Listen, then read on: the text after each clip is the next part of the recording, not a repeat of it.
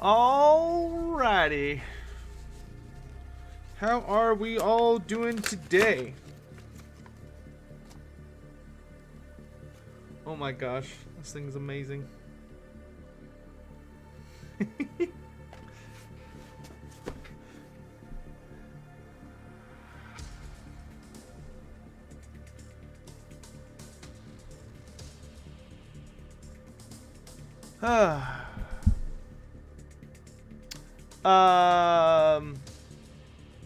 Can I maybe put your army list? Oh, yeah, we'll go over that in a second. Alright. Let's start turning this down. Okay, how are we all doing today? We good?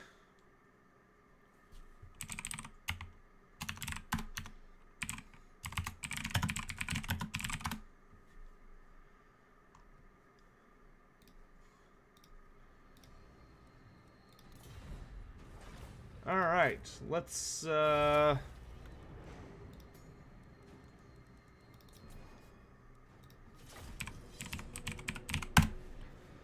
hop in here. And then let's turn this off. Boop. Good afternoon, everyone. Welcome back to Challenge of the Old Ones, which is the official name of this tabletop tournament. We're going to be calling it that because, you know, we're playing by tabletop rules, the old rules, the rules that are dead, unfortunately. Look at this. I got the cutest Christmas card from a friend at I have a friend at CA, so they sent me a Total War Warhammer themed Christmas card that's super goofy. I don't know if y'all can see that super well. It's very cute. It's like it's like a chibi form of all of the Empire characters and then randomly Luther Harkin. All right. Any event. So matchups for today, which we'll go ahead and start here. We've got our first match is going to be Gojira with his greenskins versus Dossic's Lizardmen. Then we are going. After that, we've got Gabo Slayer's Vampire Coast up against Zardar Total War's Dark Elves. Then we've got Turin's Bretonians versus King of the Dead's Beastmen. And after that, we've got Zardar Total War's... Wait. Did I say Rightist was Dark Elves? I lied. Rightist is Dwarves. There we go. Zardar Total War is Dark Elves versus Felcon's Lizardmen. So we only have one repeat race. So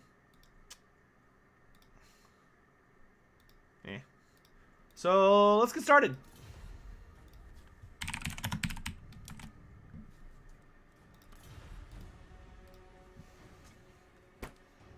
Yeah, no Tomb Kings this week.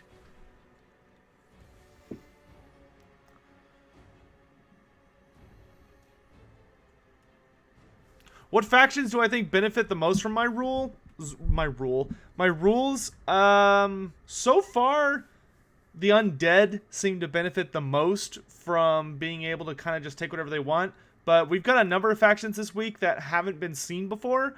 I don't think we have enough of a pool yet of games to know for sure who's gaining the most from it. Oh yeah, that's true. If you are interested in joining the Warhammer Fantasy Roleplay 4th Edition campaign that I'm going to be hosting, the public one where you and 4 other players will get to enjoy going on a wacky, crazy adventure through the old world with me as your GM, trying to survive the horrors and awesomeness of the old world. You can apply for that on my Discord, but the application cutoff is in about 10 hours.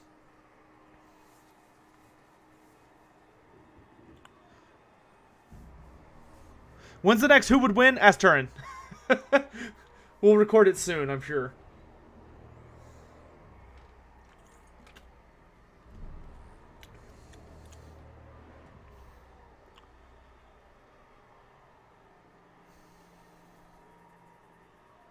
Not dropping a link in the Total War community Discord?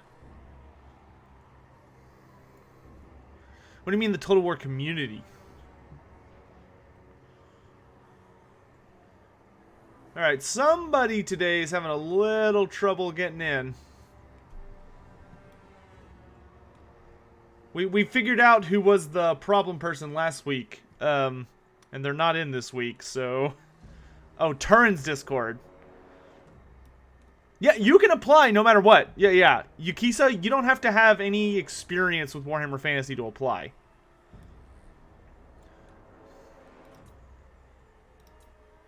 Alright, hopefully this isn't lag, it's just people connecting slowly. Doesn't seem to be too laggy. Alright, so we'll start with the greenskins. So with Gojira, he's brought in Wurzag on his Pig Spleen Ripper. And it looks like he's got Foot of Gork, looks like most of his items. He's got the Bonewood Staff, the Squiggly Beast, and then he's got Gaze of Gork, Fists of Gork, and Foot of Gork. So he's got some Gork and Mork representation. Then we've got a Goblin Big Boss who's naked, but on a giant spider.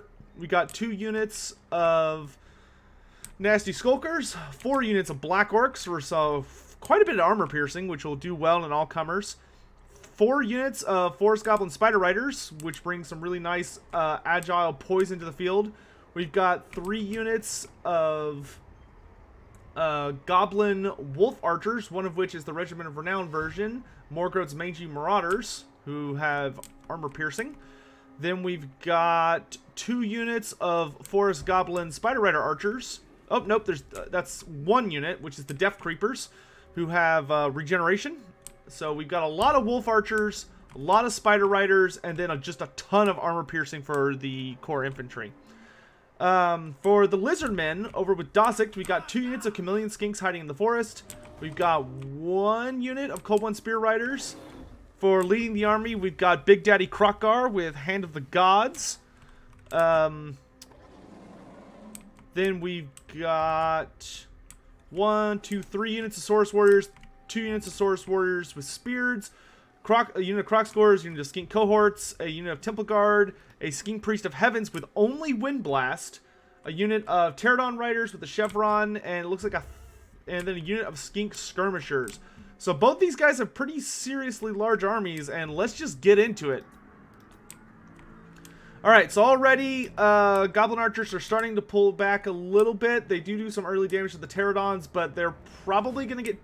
If the Cav contingent here just dives in, they could easily overwhelm these Pterodons and these Chameleon Skinks. The Lizardmen are probably going to want to be more aggressive if they can get away with it. They're definitely pretty severely outnumbered.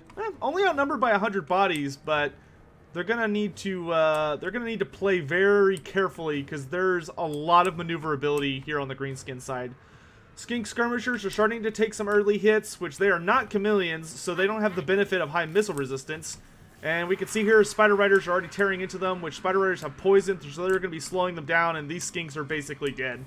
They're being cut off line. The Lizardmen need to hurry up and get into probably a much wider battle line and because the Lizardmen have a much wider front line that they can take advantage of. They're going to be in a probably not trade super well if they bunch up into 2 layers like this. This is something I used to do a lot as a Lizardman player, and it took forever for me to realize that you really don't want to do this. Typically, you want to try and spread out your line to outnumber your foe's line. Oh, beautiful Hand of the Gods, knocking Wurzag down to 45% health instantly. Wurzag does respond with an Effigy of the Git on Krokgar, who does pop his Swiftness of Itzel to cause a little explosion to buy himself some space. We got a Wind Blast here on the Black Horse. Looks like it was overcast. Did some really good damage. Broke the Nasty Skulkers, who are terrified off by Grimlock, who is pretty scary. Wolf Riders have run up behind and are starting to shoot shots all into the place. Krokgar is freed up now. Wah has been popped, and all the Black Orcs are slamming into the front line. Most of the Forest Goblins have been chased off by the Cold One Spear Riders and the Saurus, who are going to do an easy job butchering them.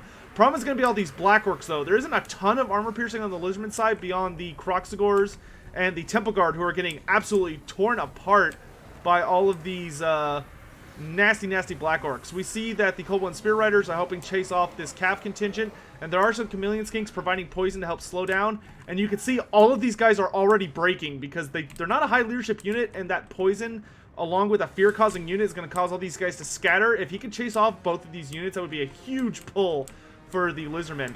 In go the Kroxigors now, who slam into the Black Orcs. They need to be careful with this engagement because they don't want to fight in the forest. Here we see that Krokar just rips through the front line, jumps on Wurzag, and does 1,000 damage to him already. Wurzag is seconds away from death. A smoke bomb goes down, greatly slowing down Krokar. If he has another Hand of the Gods, it'd be a great idea to finish off Wurzag now. Here, the Skink Priest is gotten involved in combat. He doesn't want to be there. These Kroxigors probably need to pull forward because right now they're fighting in the forest, and you don't want to fight in the forest if you're a large entity unit. You're going to be taking a pretty significant penalty to your stat line, which is really unnecessary. Here we see Krokar does take quite a bit of damage from the Nasty Skulkers and the Goblin Big Boss. If a Carnosaur gets surrounded, its melee defense is already a pretty paltry 40, so if you get right behind him, you can knock it down. Here we've got a Gaze of Mork into Krokar. Kind of bounces, doesn't do a ton of damage, doesn't seem like it's one of those spells that's necessarily super well designed for taking out large entities.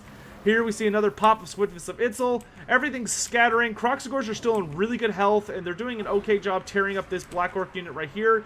Most of the Lizardmen front lines looking a little dicey. The Skink Priest, who really shouldn't have been involved in combat but just sort of got stuck, has got surrounded by the Black Orcs and is getting chopped to bits. If he could recover and get off a really big wind spell, that would be super nice. So far, it's a pretty close game, though. Oh, there goes another Hand of the Gods. And down goes Wurzag. Krokar's bionic arm, which I'm sure Turin wishes he could get his hands on for the moment, would probably make his life a little easier stream-wise, even though it doesn't have enough fingers. Absolutely cutting down the Greenskin Lord. If Krokar can, he should get on this Goblin Big Boss immediately, because if he can get on the Goblin Big Boss and get him off the field, then the Goblin leadership, the Greenskin leadership structure will be completely gone, and the army will slowly but surely start to collapse.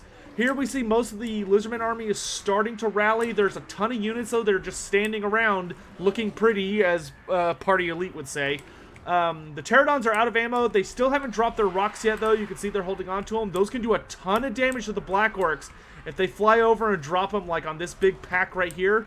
We do see Krokar's getting harassed by that Goblin Big Boss, but he has turned around, and that Goblin Big Boss is in for a bad time.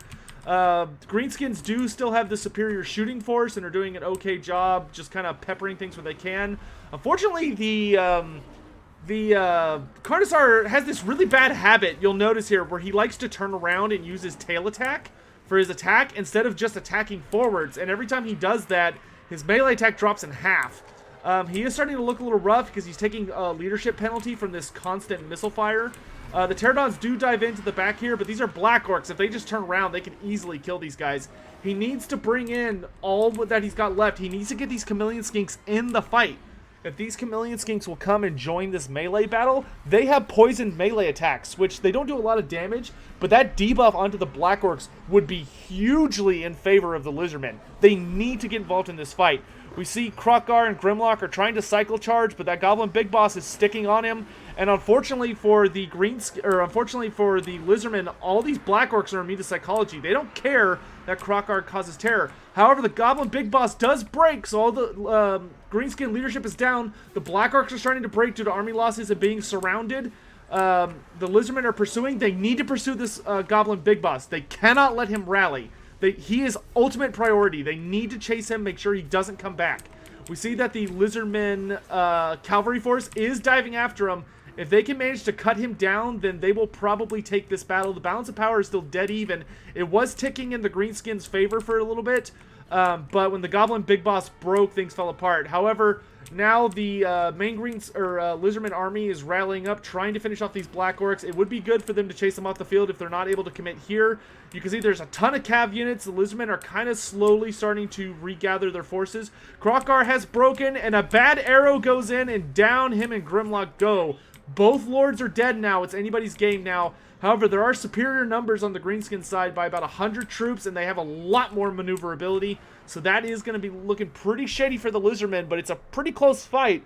However, you can see that the Lizardmen aren't doing a great job of committing to chasing down fleeing units, whether with Skink cohorts or the Pterodons. The Pterodons would have been great for chasing off the Goblin Big Boss or these Orcs because they'll stay in the air as they're chasing, causing the enemy unit to flee, but since they're flying, it isn't possible for the greenskins to like countercharge them and prevent it.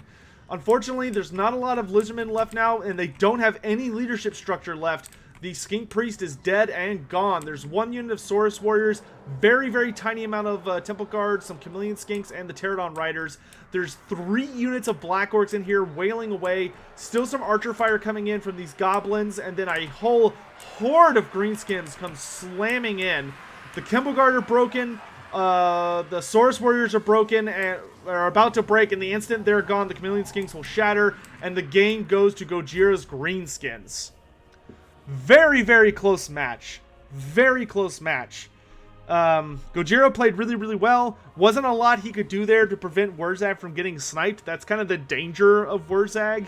He is the squishiest of the Greenskin Legendary Lords, in my honest opinion. Next to maybe Scarsnake, but at least Scarsnake can turn himself invisible and has some other tricks up his sleeve. But Wurzag got absolutely body slammed, but those Black Orcs got so many kills against all these Saurus.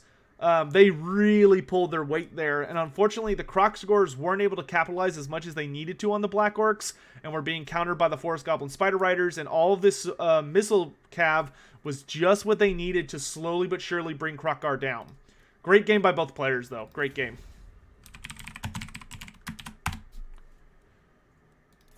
Alright, let's head on to game 2. You played really well, Dosick.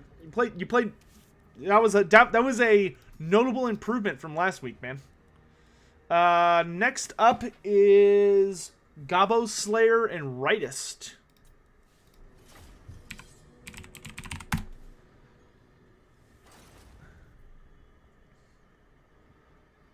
Alright, so we've got Dwarves versus Vampire Coast.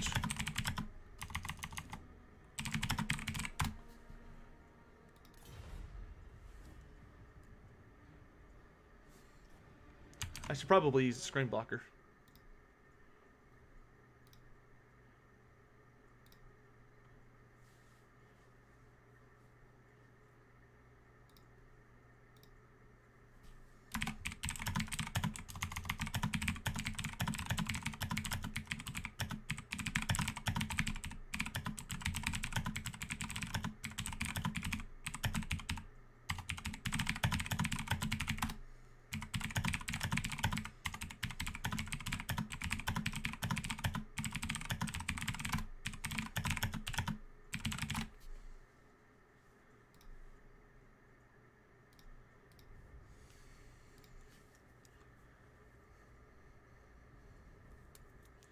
And Dosick, giving you some feedback about that game, I think if you had kept your Skink Priest behind the fight, because it seemed like you put him in a command group and just told your guys to charge forward.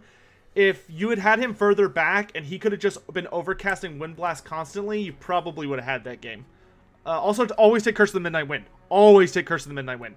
Anyway, so looking at the dwarves here to start, we've got we got a mix of things. So we got 1, 2, we got 3 units of Longbeards, 2 units of Dwarf Warriors, 2 units of Slayers, one of which is the Dragonback Slayers, 2 cannons, so we got some siege representation. We got a Rune Lord with the Rune of Wrath and Ruin and the Rune of Negation. We got Uthar's Raiders, 2 units of Thunderers, and then 3 units of Longbeards with great weapons, one of which is the Grumbling Guard, who of course bring that sweet, sweet old Grumbler's rule, which gives a vigor bonus to nearby allies, even though it's gotten seriously debuffed since its inception. Then on the Vampire Coast side, we've got Queen Bess. Man, Gabo Slayer is memeing it up. He's got Queen Bess, which granted against dwarves might actually be really good if he can protect it. He's also got Count Noctilus on his very disgusting naval contraption. We've also got 1, 2, 3, 4. We got 5 units of Zombie Pirate Deckhand mobs with polearms. We've got the Tide of Skjold. We've got the Black Spot, awesome regiment round. We've got a Gunnery Wight on foot, who's got all sorts of recharge goodies. He's got all of his abilities that buff nearby shooting units, likely going to be buffing Queen Bess. We've also got a regular Carronade, which is likely going to be used to take out enemy artillery to protect Queen Bess and keep her alive. We can see here Queen Bess is already deploying behind this hill, which is really solid. keep her nice and safe. And then we've got 2 units of scurvy dogs. All right, and with that, we are all set. We got a very, very small army of undead here in comparison to what we normally see with these guys. Oh, and there's an additional Necrofex Colossus, but they are bringing the gunpowder. So he's got, with the double Necrofex Colossus and the Carronade, my guess is that his goal is to wipe out the enemy artillery, and once it's off the field, bring Queen Bess out and just have her start hammering people. Looking at this, though, the dwarf front line is going to absolutely demolish the entire army of the Vampire Coast, so they need to get really, really good trades with their artillery. If they don't get awesome trades, then the Thunderers and the Slayers alone could probably kill this entire army. The Necrofex Colossi are the only really heavy hitters that the Vampire Coast have, but dwarves are really good at dealing with things like that, especially when you have Ultharch Raiders, Thunderers, and the Dragonback Slayers on the field. So we'll have to see what happens.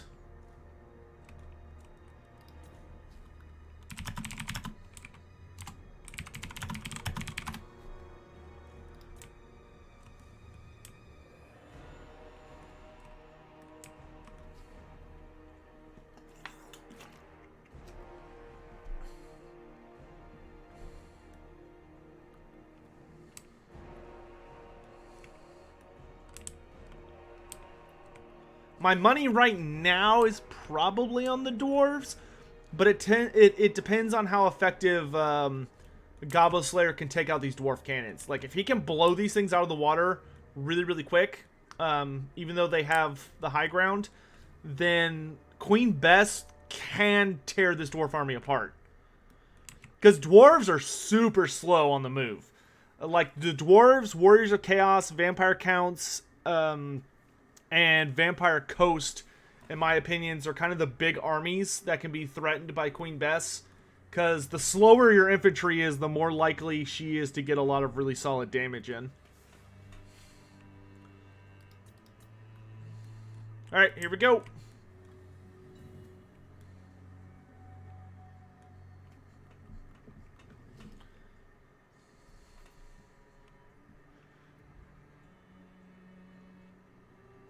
Any day now.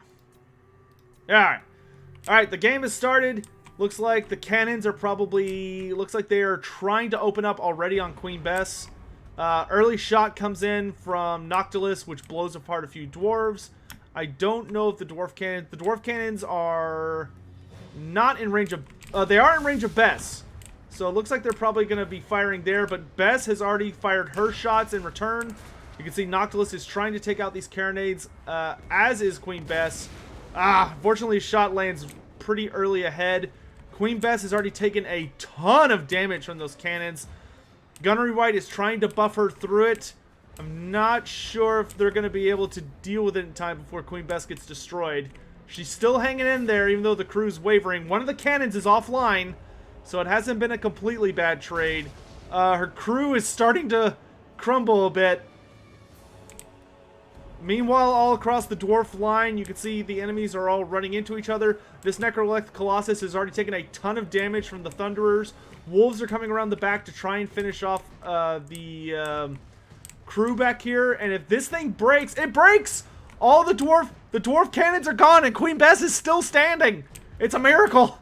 All right, Noctilus is already firing up here. The Slayers are getting on the move on. These cannon crew do rally.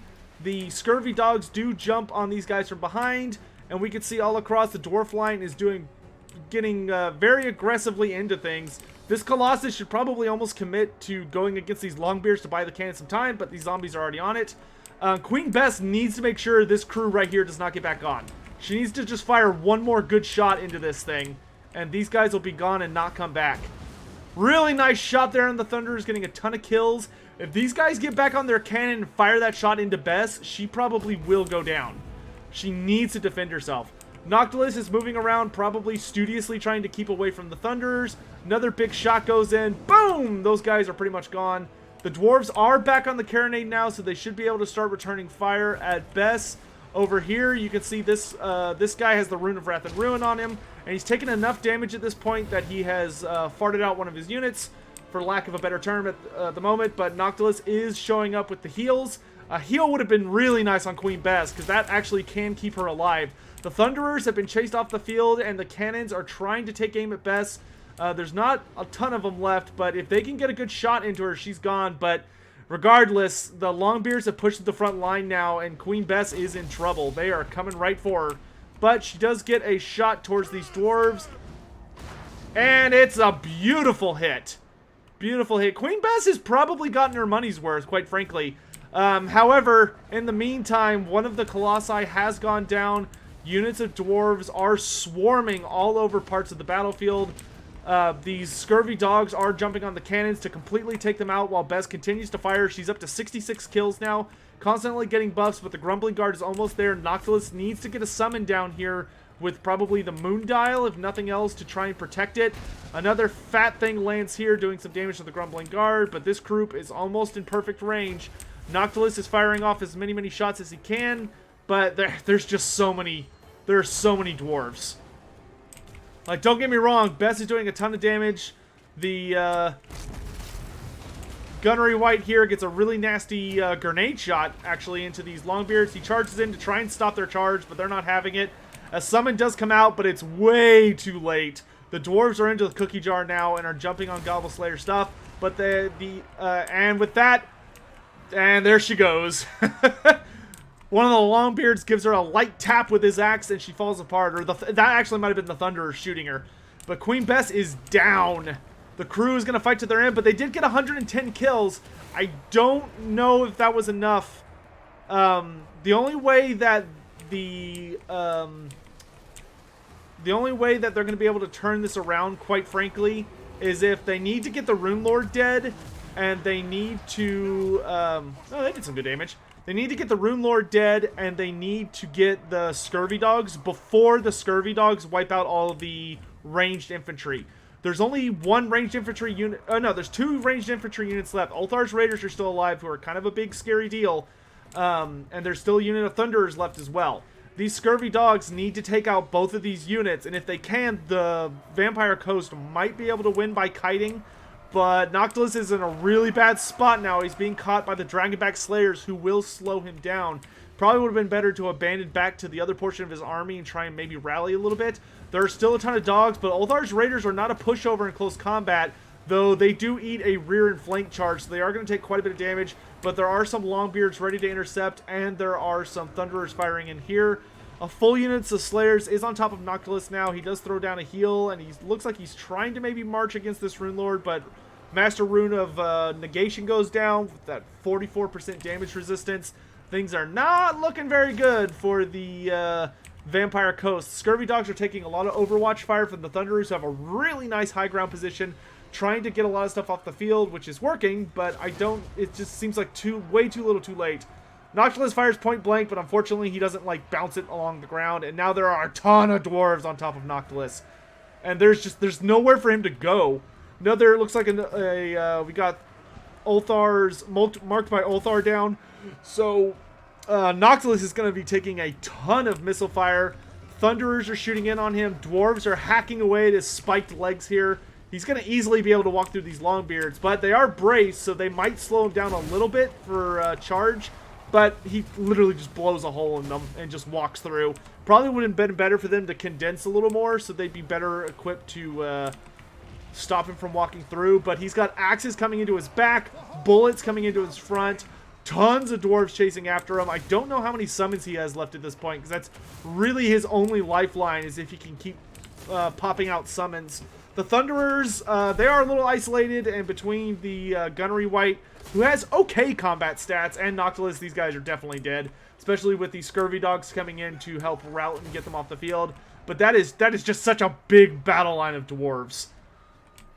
Like, I really don't see how the Vampire Coast can possibly turn this around. And this is our only undead faction in here this week.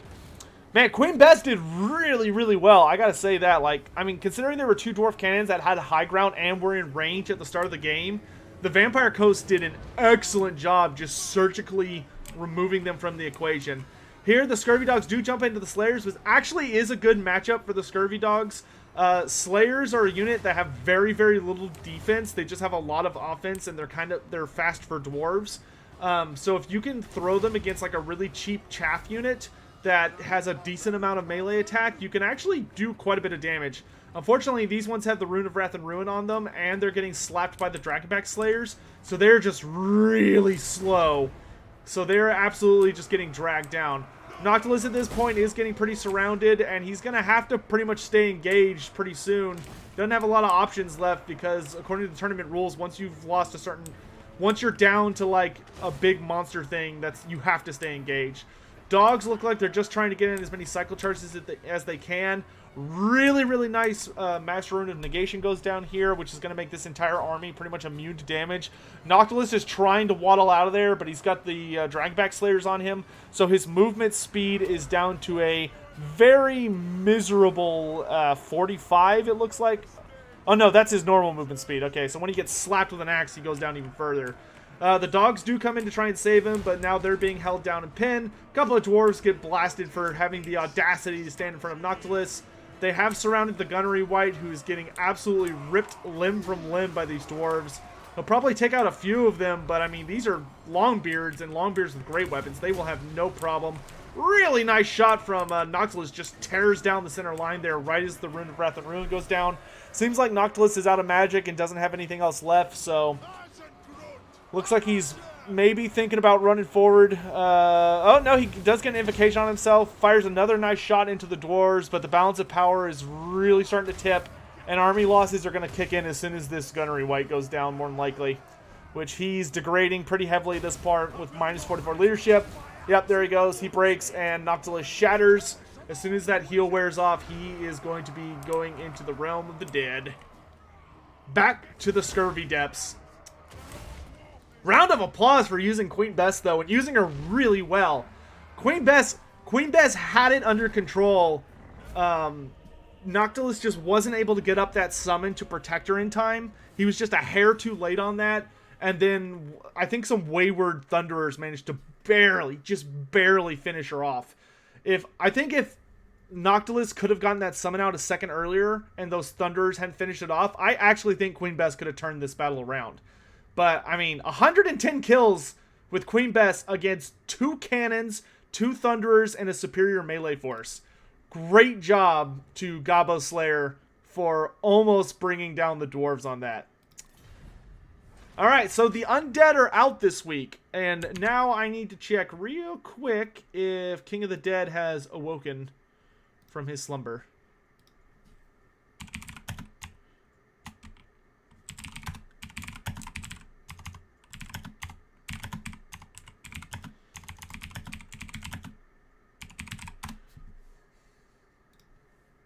Okay, he's still AFK. Let me check something real quick.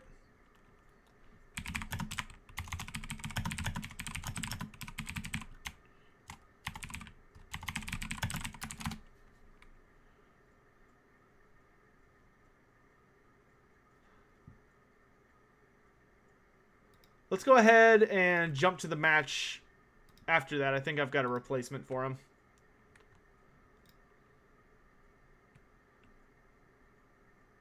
But we'll go ahead and jump to the next match. So we're going to go ahead and jump to Zardar Total War and Felcon's match.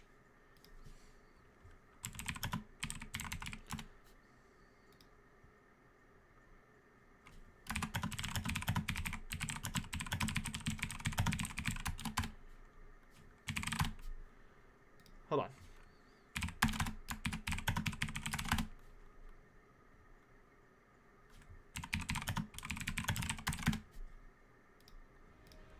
Alright, so let's go find the next match. I'm also going to activate a screen blocker. Boop.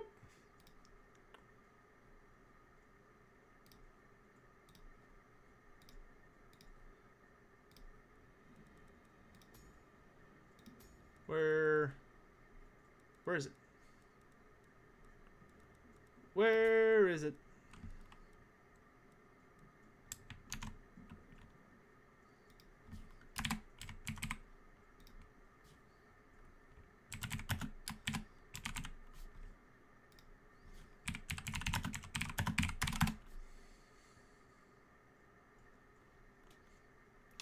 1 second, folks.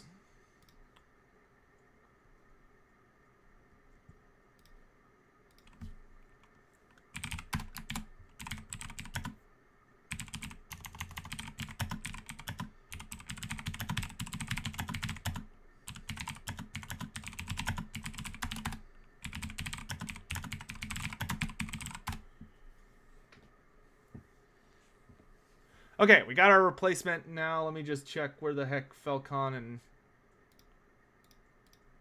Zardar are.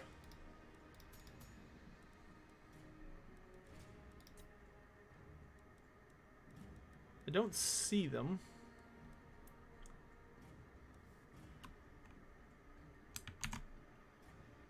What kind of education am I going for? Game design.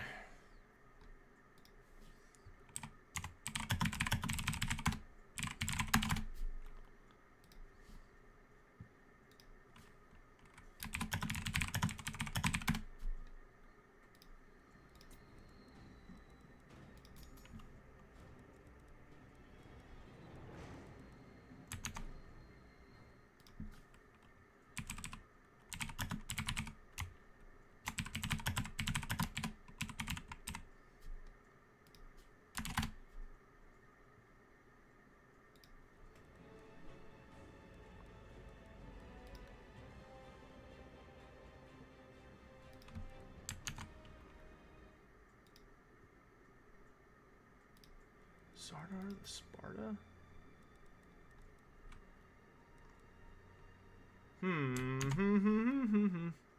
One sec, guys.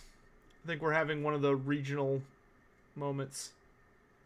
I need to go here, and then I need to click on this, and do this. Oh wait, no, that's not what I wanted. In any event, how you guys all doing today? Good, I hope. Sorry we're having a moment of technical difficulty.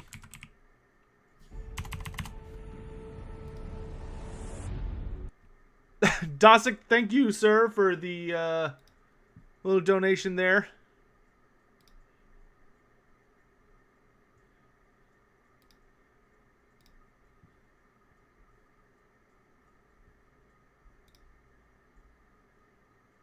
I appreciate it.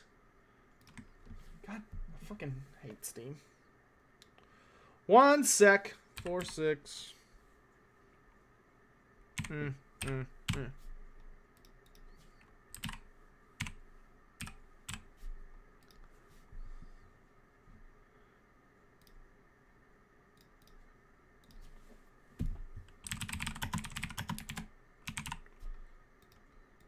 It's one of those things where sometimes people don't show up on your thing until you're friends.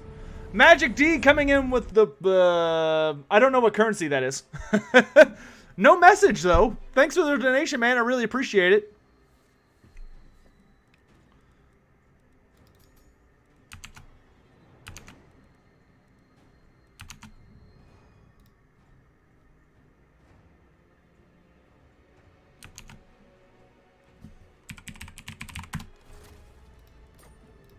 Okay, hold on. Let me...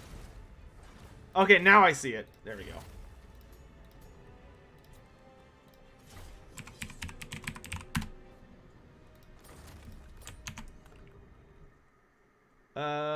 What did they change? Oh, they changed the password. Alright, there we go. Now we're up and running.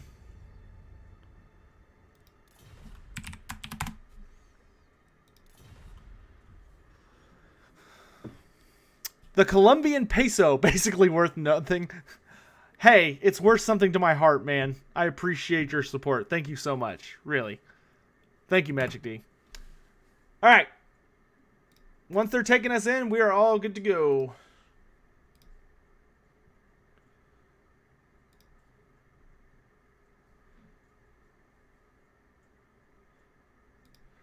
Did I enjoy the Titan Games premiere? What is that? Uh-oh, we lost somebody.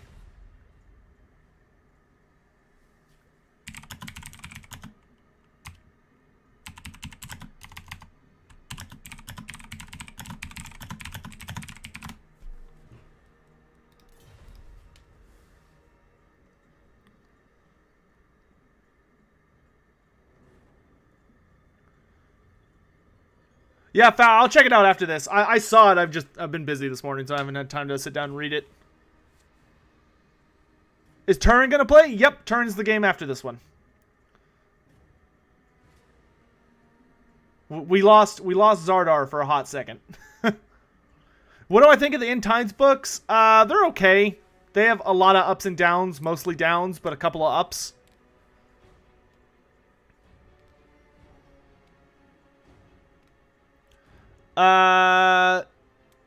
Okay, Undertaker, I'll double check it.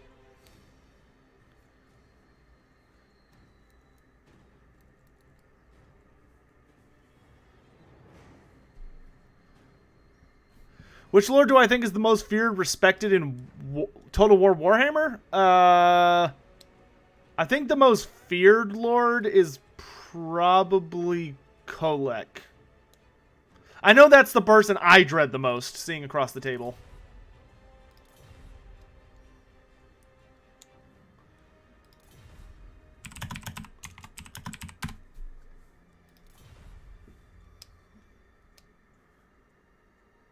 Which is better against Colossi, rifles or cannons? Rifles. Handguns. Whenever you're fighting a large entity, you generally want to be shooting more shots. Alright, we can do that. Alright, and we're off. Orion can be pretty scary. And thanks for coming by, everyone, today. We got a nice 214 people in here. I think that's a record for this little tourney. I hope you guys have been enjoying these. We'll be doing these every Friday. Every Friday, 2:30 p.m. for the foreseeable future. At some point in the distant future, we'll change up the rules a little bit to make it even more interesting.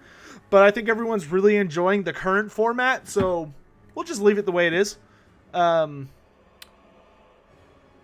By the way, guys, while we're just sitting here waiting for them to load in, if you guys wouldn't mind considering hitting that like button, it really helps out this video and the live stream and the channel in general. So, just, you don't have to, obviously, but if you don't mind kind of reaching over and hitting that button, really helps me out, helps any creator out. In any event, let's get going. So, for the Dark Elves, we've got Morathi up on Solifet, her wonderful Dark Pegasus. And she has brought to the table Heartrender, the Dark Sword, Soulblight, Power of Darkness, and Soul Stealer. Really nice setup there. And then we've got 2 units of Sisters of Slaughter in the front, 4 units of Dread Spears, all of which look like to have at least 1 chevron. Some of them have 2. We've got 2 units of regular Shades, who make an awesome backline because your opponent won't see them for a second. 2 units of Witch Elves for that sweet taunt play, and then we got a unit of Cold One Knights. And we've got the Slaanesh's Harvesters, some Doomfire Warlock Regiment of Renown. A lot of Soul Stealer here. Then over on the Lizardman side, who is the repeat faction for today, so the Lizardmen are the most popular faction this week. We've got 3 units of Skink Cohorts with Javelins, which are probably my favorite unit in the game. One of them, I think they're really good value. 3 units of regular Skink Cohorts, 2 units of Skink Skirmishers, 2 units of Croxagors, 2 units of Temple Guard, and then we've got Lord Mazdamundi himself on Zlak, and he's got a pretty nice kit going here. For spells, he's brought Apotheosis, Curse of the Midnight Wind, and Harmonic Convergence. And then, last but not least, we've got a regular Ancient Stegodon with a single chevron, bringing Sotek's, I forget what it's called. It's not Sotek's Sting, it's Sotek something. I forget exactly what it's called. But he's got the double giant blowpipes here. The closest thing the Warhammer world, or the Lizardmen have to a machine gun. The Skaven have an actual machine gun, but I prefer the Lizardmen version. Simon Benjamin, thank you so much, sir, for the £10 donation. Great format. Thanks, man. I appreciate it. Much love. All right. Whenever ready. So this is a nice classic showdown of the Dark Elves versus the Lizardmen, especially Morathi. There is few Dark Elves who have been more of a pain in the ass for the Lizardmen than Morathi, because she really covets all those trinkets and secrets and prophecies the Lizardmen have. And she has funded many Dark Elf raids down into Lustria to either pick up a Slann for her to sacrifice or get some unique relic or whatever nonsense she's looking for at the time. During the original version of the End Times, as kind of a fun fact, which was the Storm of Chaos, Morathi was actually the main opponent of the Lizardman faction because she teamed up with she got the Cult of Pleasure under Slaanesh to go after them. At any event, let's get this started. So the Dark Elves have a pretty solid defensive structure. It looks like they're running and wasting no time. These Sisters of Slaughter will win pretty much against any of these units except probably the Kroxigors. The Kroxigors will probably be the most threatening. That being said, they do not have much armor, only with 5, and they do have bronze shields, but they do need to be careful, them and the Witch Elves, because these skinks can absolutely shred the hell out of them with their poison attacks. We can see Morathi's actually already taken a pretty nice chunk of damage from a couple of casual javelin tosses. Sisters of Slaughter are starting to take damage, and the Kroxigors have already responded.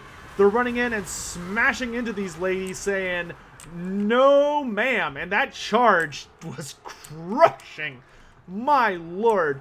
We see the Cold One Knights have responded to Mazdamundi, and he is surrounded by spear units, but the Skinks and the Temple Guard are rallying to the aid of their lord. Shield of the Old Ones does go down over here, protecting the Kroxigors from damage by providing them with a really fat 22% ward save. We see these Sisters of Slaughter have been terrified away by the Ancient Stegodon. Unfortunately, he is eating a ton of damage from the Shades and is already down to half health and is rampaging, and Mazdamundi might be too far away to pop Cold-Blooded on him. So he's just going to keep fighting with his melee attack of 0, and he's just getting torn apart right now. Morathi jumps in with her significant anti-large damage, and the Slaanesh Harvesters jump in with their high physical resistance and poison, and this Stegodon's basically dead. Really nice banishment goes down here, though, and this part of the Dark Elf line completely collapses. The Witch Elves and the Cold One Knights are trying to get the hell out of dodge. Hopefully the Skinks can pursue after them. Mazdamundi is freed up, and the Kroxigors are doing really well. Temple Guard do manage to squeak by here and catch Slaanesh's Harvesters, and they're going to do a ton of damage there. The Kroxigors need to get on these Shades. Here we see some Shades are already being overwhelmed by Skink cohorts and Kroxigors, and the Lizardman front line punches through the Dark Elves like an absolute fist from the gods. Mazdamundi is doing really well. He's at about 75% health, though he does have Apotheosis to heal himself if necessary. He does need to make sure to stay near some kind of bodyguard, because if Morathi dives in on him, she can do quite a bit of damage. The Dark Elves are being forced back ham over fist, and a lot of their line is collapsing as the poison darts are doing a really good job shredding a lot of the low armor that this Dark Elf army has. There is very little armor in this Dark Elf army. They're very, very vulnerable to severe cheap shooting, which the Lizardmen have in spades today. The Shades do manage to rally around Morathi, and with the Sisters of Slaughter rallied and the Witch Elves helping hold down the Kroxigors, even though they've got Harmonic Convergence pop, they get torn apart. Mazdamundi leads the charge in against Morathi, but unfortunately he gets rampaged by the Witch Elves, which is not good. That means he's not under control of the player. There's no other Lizardman character around with Cold-Blooded to prevent this from happening, and he can't cast magic or use Shield of the Old Ones while this is affecting him. Morathi is doing a ton of damage. The Shades, unfortunately, for some reason, start to move forward instead of just shooting Mazdamundi, so they're missing out on a lot of free damage, and the Skinks manage to run in and jump into the fray. Morathi pops Soul Stealer on Mazdamundi, which is doing a ton of damage, and those Witch Elves are going to be the death of him if he cannot get away from them. Temple Guard are doing a really good job chopping their way, but they're also being rampaged, so the Lizardmen have no control over this situation. Mazdamundi does get Soul Blight cast on him, but he's no longer rampaged because the Witch Elves are no longer on top of him. The rest of the Dark Elf army off to the far flank has completely collapsed under the weight of just a bunch of Skinks. Mazdamundi responds with a Shield of the Old Ones, and he could really use a nice Ruination of Cities right over here on top of these Shades. That would be such a good catch. Morathi is starting to get surrounded. Mazdamundi has popped Harmonic Convergence on himself, giving himself 59 melee defense, which is exactly what he needs. Ancient Stegodon comes plowing in, rapid-firing poison darts all the way. Morathi has panicked, and she's now terrified, and she is trying to get away. The Lizardmen look like they're trying to stick on her like glue and bring her down. If they can get Morathi's army to shatter around her right now while she's still terrified, they can claim victory, and army losses kicks in with Morathi down, and that's the game. Whew! Alright, so the Lizardmen take the day just barely. Those Kroxigors absolutely smashed the front line of the Dark Elves, ripping apart the Sisters of Slaughter, because that is not a good matchup for them. They are much, much better against heavily armored infantry, not good against medium to heavily armored monstrous infantry who plowed through them. And look at this, there's just no armor. on the Dark Elf side. The only unit that had any armor were the Cold One Knights, but Shades, Slanesh Harvesters, Sisters of Slaughter, Witch Elves, Dreadspear, Shades, none of these guys have any armor. And so these 5 units of Skinks were able to just rip them in half with all their poison darts, including the Ancient Stegodon just rapid firing his blowpipe, because the Ancient Stegodon, he can fire while moving, so the entire time he's running around fighting you, the Skinks are throwing javelins and the giant blowpipes are firing consistently, and it's just nasty. Alright, let me go ahead and throw up my screen blocker real quick, and we will hop into the final quarterfinal match for today. Which, just a reminder, if you are new around here, BT dubs, hold on a second. Yep. Wait, 1, 2, 3, 4. Okay, yeah, that's fine.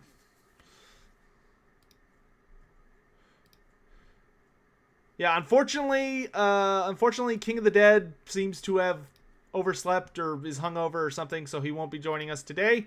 But we have his replacement, who's new and ready to rumble.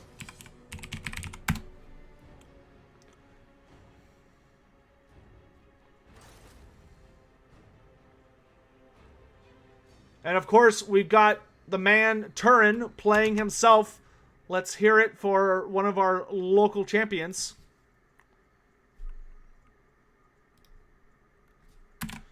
Let me do this.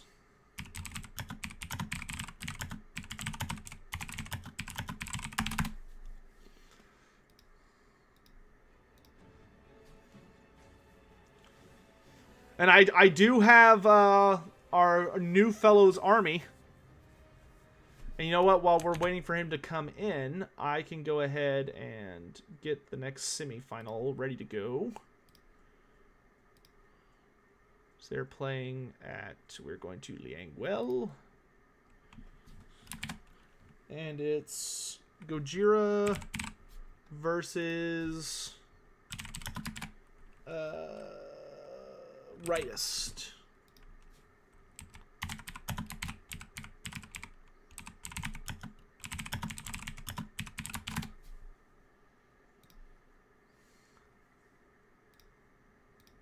Alright, now we're just waiting on our replacement.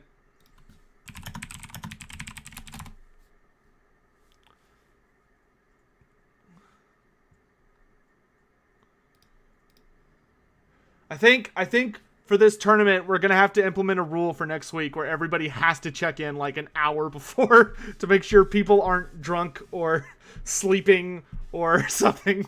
This is becoming a bit of a weekly ordeal. And of course, Turn is going to be bringing the chivalrous and wondrous Knights of Bretonnia into the fray today. And he's going to be going up. He was going to be going up against King of the Dead's Beastman, but since King of the Dead is unfortunately not with us, he's instead going to be fighting a surprise opponent. So as the Beastmen were on their way to the battlefield, they got butchered, and now the vampire counts have stepped in to take their place.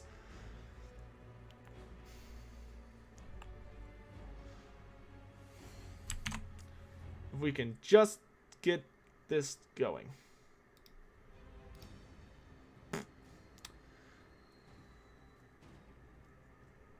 Yeah, the undead, after Noctilus was barely defeated, the undead decided that, no, they're not done yet.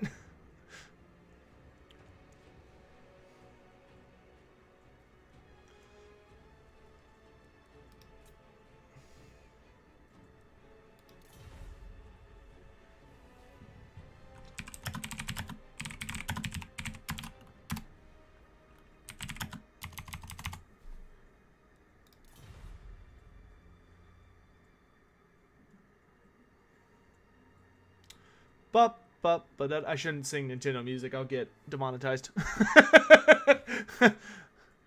Why are most real-time strategy tournaments 1v1? Just because it's easier to organize. Less people, less overhead, less it's just easier. And typically the more people you have in a game, the larger the armies tend to get, which means the longer the games tend to get, and also the more difficult it is to find out what's going on and follow the game. What omnibus do I recommend as the first book for getting into Warhammer Fantasy lore? Gotrek and Felix. Gotrek and Felix first omnibus is, I think, the best starting point. Either that or the Black Hearts omnibus. Alright, the Scythian King has arrived. What an appropriate name for a vampire count. Don't y'all think, chat? The Scythian King. Alright, let's do this! We're off to the Central Chaos Wastes. I'm about to finish Demon Slayer. That's a good one, Strokesfield. That's a good one.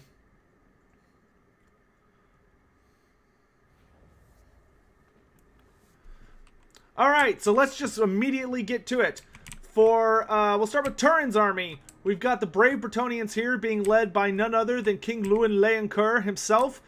And he's got the Lion Shield, Sword of Corone, Beloved Sons, Danger Ground, all those good things. He's also got a Damsel of Life who has Regrowth, the Power Stone, and Earthblood. Then for his army, we've got a lot of men-at-arms with shields. A lot. 3... Oh, excuse me. So we got 3 with shields, 2 without shields. We've got 2 foot squires, 4 peasant bowmen with pox arrows. That's something you don't see enough of these days. We've got 1 unit of peasant mobs. We've got a unit of spearmen at arms. Just 1. And then we've got a whole bunch of colorful knights down here. We've got defenders of the Fleur de Lis. We've got knights errant. We've got mounted yeomen. We've got knights of the realm. And we've got questing knights. So he has 5 different types of cav ready to ride. Meanwhile, over here on the vampire count side, we have the very infamous Blood Dragon Lord. Who looks like he is rocking all sorts of goodies. He's got all of his fun abilities. He's got the Helm of Discord, and so he's got all of his items. He's got Curse of Years. Interesting. Raise Dead and Invocation of Nehek. He's then got a Terrorgeist to help him dominate the air. He's got a Necromancer down here who's got Invocation of Nehek, Raise Dead, both of his passives, and the Staff of the Damned. He's got a unit of Blood Knights, a unit of Cairn Race, which will actually be a really good pick because there's no Grail Knights. There's no Grail Knights, and the Damsel doesn't have magic attacks, so these Cairn Race might be a big problem. There's also 1, 2, 3, 4 units of Skeleton Spearmen, the Sternsmen, 2 units of Zombies, and the Feasters in the Dusk.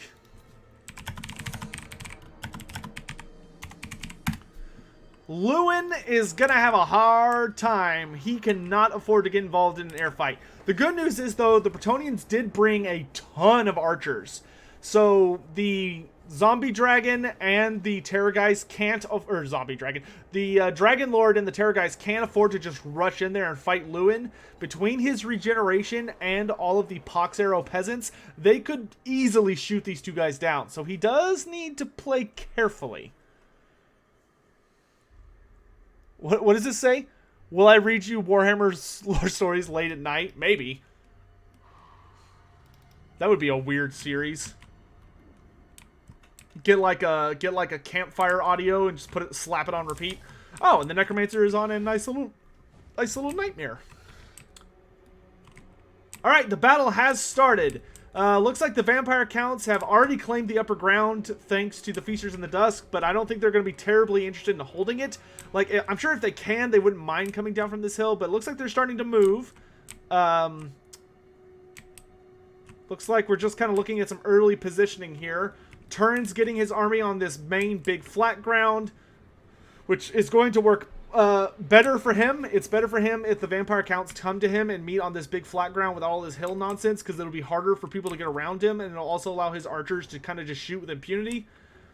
We do see the Cairn Race are starting to swoop in, and there is nothing out here that's going to be able to kill the Cairn Race easily. There is no magic damage on Turin's side of the battlefield. He is going to have to be so careful with how he engages these Cairn Race. These guys could be very dangerous.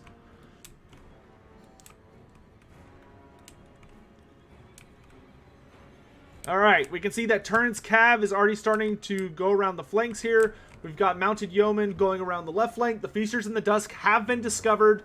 We got Defenders of the Fleur de Lis going around the right flank. Knights Errant just kind of wandering around the front. Then we got... let's see. Oh, we got an early charge here from the Defenders of the Fleur de Lis. They run in, get a nice little smack on the Feasters of the Dusk, killing 3 of them, and then they immediately pull back out. And we can see as they're on their way... Oh, that's really clever. As they're on their way out, the pox arrows immediately follow up, slowing down any pursuing enemies and allowing them to pull out fairly free. Unfortunately, 2 of their members do get caught. It looks like they get killed more by the pox arrows than anything else. Feasters of the Dusk are taking some damage. The Blood Dragon Lord does get caught by Lewin, who immediately pops the Sword of Corone, and a bunch of pox arrows come slamming into the Blood Dragon Lord, and he's going to take some early damage here. He does pop Undeath Resurgent to give himself a little bit of melee defense, which is completely counteracting the Sword of Corone. He's trying to put some distance between him and Lewin. Lewin does need to be careful that he doesn't allow the Terrorgeist to come in and swoop in on him. Blood Dragons are running around the back chasing the Mounted Yeomen. Defenders of the Fleur de Lis go ahead and run past that. Lewin is trying to make it back to friendly ground, and it looks like he's okay, a Dragon Breath goes off and just completely whiffs. Luckily for the Bretonnians, it lands right in between these units. It doesn't hit anybody. Feasters in the Dusk are already down to half, and the undead need to engage. They can't just keep farting around back here. They're gonna take so much damage from all these archers if they don't start engaging. The zombie dragon does land on the Defenders at the Fleur de Lis and gets a couple of free kills. Looks like he's trying to maybe delay the frontline battle so that he can instead focus on wiping out all the cav, but he's playing right into Turin's hands if he does this. Turin does have a lot of infantry, but with the exception of the 2 units of foot squires, it's not high quality infantry. It's really low quality infantry. Looks like the vampire counts are falling for the ploy, hook, line, and sinker, though. They've completely abandoned their front line. So the Bretonnians are now moving forward to engage and are going to absolutely tear this apart. I do want to take a quick moment to say a very big thank you, though, to the Scythian King for stepping in as quickly as he did, though. I'm sure he's just trying to survive here after getting, like, notified that there was a tournament, invited to it, and having to make a list in about 5 minutes' time. Over in the back, he's not quick enough to catch any of these units. He could use that Curse of Years spell to try and slow down one of these units, but Turin is absolutely run him around the ringer with no problem. He's getting some beautiful cycle charges off here with these Knights Errant because these Spearmen aren't bracing. And if your Spearmen aren't braced, which means that you hit stop and they make like a formation, if they're not braced, then they're not going to have any charge defense, so they're just getting run over. The zombies and all the skeleton spearmen are basically already dead at this point, and the vampire counts have completely lost their infantry corps. We see the necromancers trying to ride in here. I think maybe he's hoping to start summoning some units of the undead to help out, but the vampire counts just chased way too hard after some of those regiments of round. Blood Dragon takes a nice chunk of about 400 to 500 damage from archers consistently shooting at him. All of the zombies are dead and off the field, so that's some valuable chaff that's been dispelled. Cairn Race are off trying to chase down the Knights Errant, but there's no way in how they're going to catch them. They shouldn't even try. If your opponent notices you chasing him, just immediately stop if you're ever playing against someone. Like, if you notice, if your opponent notices that you are pursuing a unit that is faster, they will just run away from you. The questing knights do get into the Feasters in the Dusk, are doing some pretty good damage, though they are taking some damage. A unit of zombies is summoned. They're going to be able to hold it down, a couple of them, along with the poison, but probably not enough to make a huge difference. The Necromancer has popped the Forbidden Rod to give himself some bonus magic. The Dragon just dived down on the questing knights, stomps on a few of them, sending them on their way to Mor's realm early. The Terrorgeist has committed to chasing Lewin Leyenkur, and it's fast enough that it could be a nuisance to him. If it can, it should probably use its Scream on some of these densely packed units of peasants, because that'll do some really good damage, if not on the Damsel to try and get some early damage. She is on foot, so it would have a fairly easy time picking on her.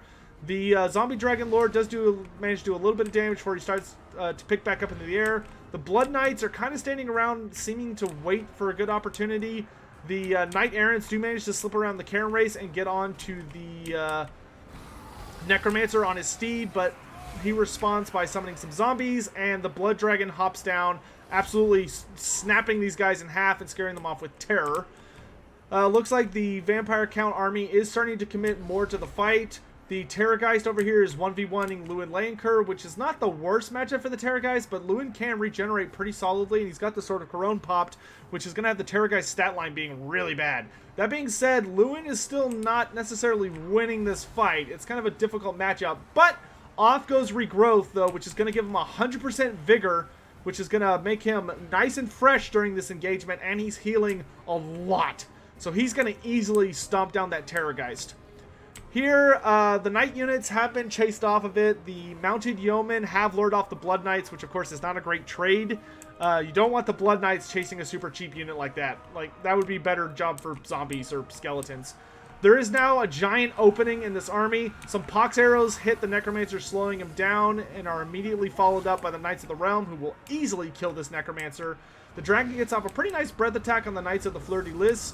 Another summon of zombies come up, but these are Knights of the Realm. They are more than capable of handling some zombies.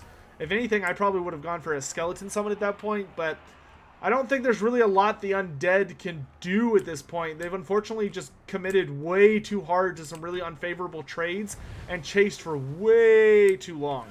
Those arrows are continuing to come in, trying to get the Necromancer off the field. He's a really good early target because he's the battery for the undead, and anytime he tries to do a battery recharge with the Staff of the Damned, he's going to hurt himself a lot. And the Bretonnian infantry hasn't really been fighting at all yet. So the only thing that's left are the Blood Knights, a mostly dead Necromancer, and a full health Vampire Blood Dragon. But that Blood Dragon has used quite a bit of healing, so he's going to hit his healing cap pretty soon. A ton of arrows come in, doing a pretty nice chunk of damage to him. At this point, the Bretonnians can just sort of chill and keep firing off all their ammo. The Knights Errant do finally get taken out and captured by the Cairns Wraith, but they're chasing with the Sternsmen when both of those units need to be here in the front line, because both of these units would be a huge problem causer here.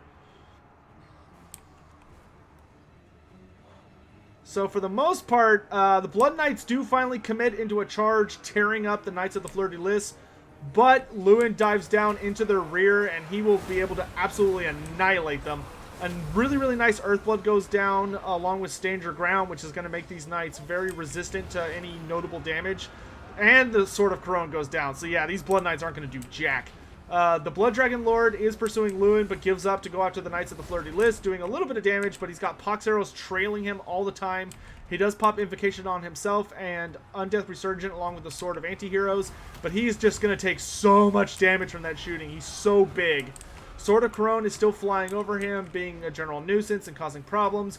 The rest of the undead army in the background here is getting completely overwhelmed. Dragon decides, I've had enough of that, and pulls out after he takes about 2k damage. The Blood Knights are down to about a third of their health, and they're getting really close to breaking. Blood Dragon is continuing to take some really nasty damage, but all the peasant archers are pretty much out of ammo at this point, so this is pretty much going to turn into a chase. The Blood Knights do manage to shatter the defenders of the Fleur-de-Lis. Knights of the Realm are not too far behind. The Mounted Yeomen have broken to this point, and the Blood Dragon has decided he has had enough, and he goes after Lewin, and he's going to have a hard time catching him, though. One of the things that air units are really bad about in this game is that when they attack, they stop. Like, they stop and attack, which is super annoying. Breath attack does go off there. It hits Lewin, but not great. So it does a little bit of damage. Really, really nice Invocation of Heck here on these Blood Knights. And the balance of power is still surprisingly even, but I think that's just because what's left of the Vampire Count army is so ridiculously expensive and strong. I mean, Turin's eliminated all the chaff, it's true, but there's still a half-health unit of Blood Knights, full health Sternsmen, full health Cairn Race, a Necromancer who is dying because he's using the Forbidden Rod to try and get some magic, and a Blood Dragon who, after an Invocation of Heck, will basically be full health.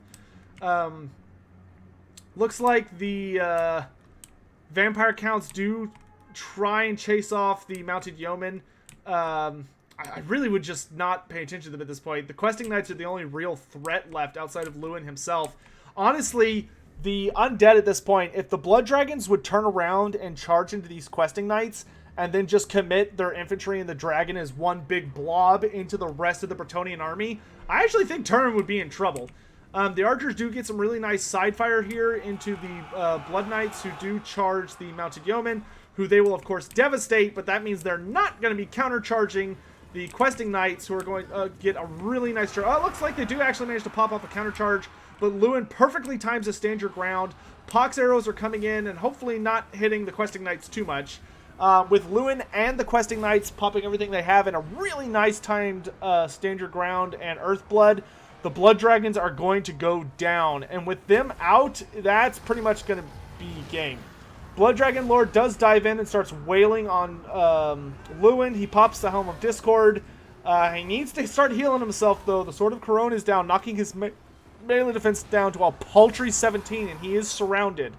We can see the Vampire Counts still haven't committed their elite infantry, and they need to commit their elite infantry. They don't stand... They could rout this entire peasant army with just these 2 units if they would just commit to the fight. Get in there! You know, throw some punches. Blood Dragon Lord is popping all of his buffs, trying to stay alive. He does manage to do some really good damage to Lewin, and Lewin is also at his healing cap and actually has about as much health. He has just a tiny bit more health than the Blood Dragon Lord does. Necromancer does heal himself. That way he can get off some more of his staff cast. The Karen Race do finally commit to the fight, but Lewin dives in to provide some substantial leadership while the Sternsmen ride in to try and save the day. The Blood Knights are completely gone now, and there's just some zombies trying to hold the Questing Knights in place, which those Questing Knights are so important now because they've got that really nice charge bonus and that really nice armor piercing. If they can get out of this engagement, slap themselves into a lance formation and charge in the back of the Sternsmen, they would absolutely dominate the Sternsmen. For now, though, the Blood Dragon does pop Heart Piercing, which he's going to be using to try and do a bunch of damage to Lewin, but he decides after taking a couple of hits that he probably wants to disengage, get up in the air so where he's not surrounded by Foot Squires. So he does get into the air. The Necromancer at this point has been completely surrounded, and he has Staff of the Damned going.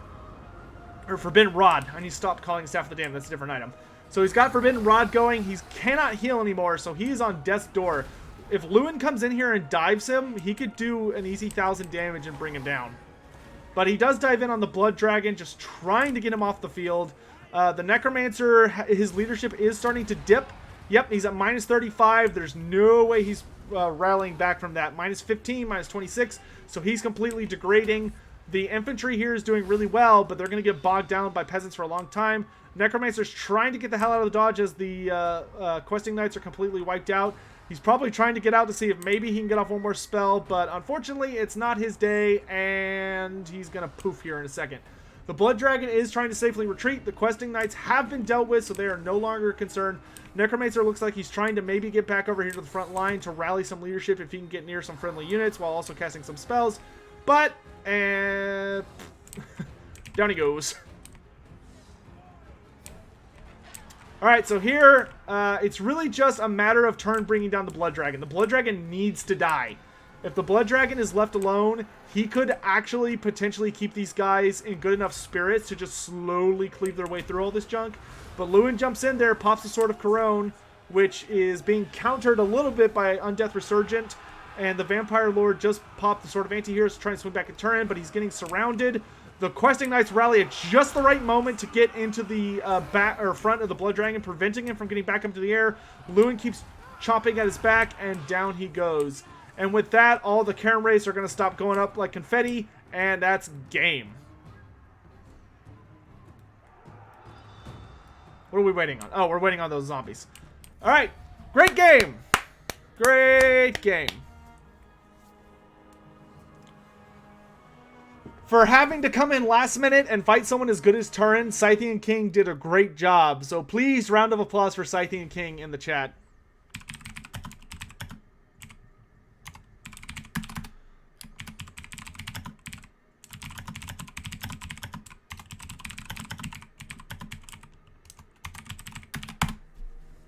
That guy deserves a round of applause for making it in.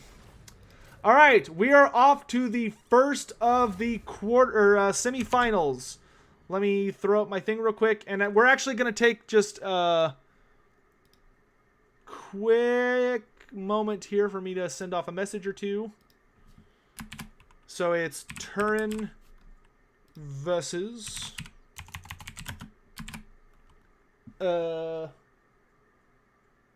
Felcon.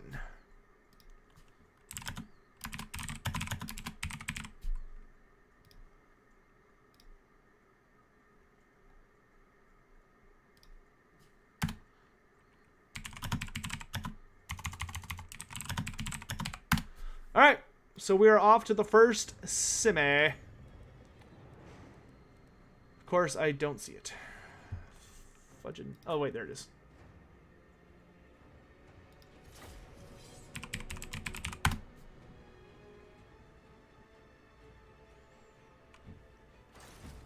Hey, it's King of the Dead.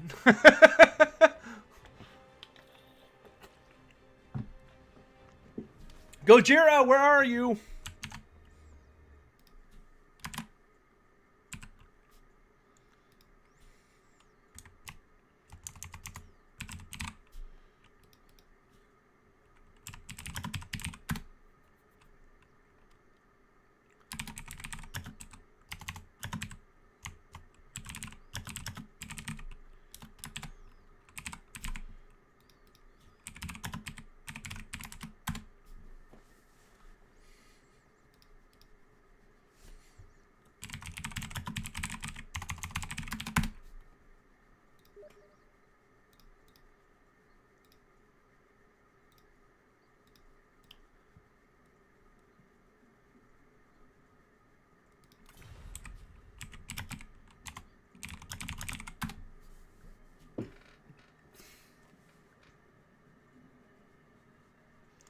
Hopefully Rightist is here and didn't wander off.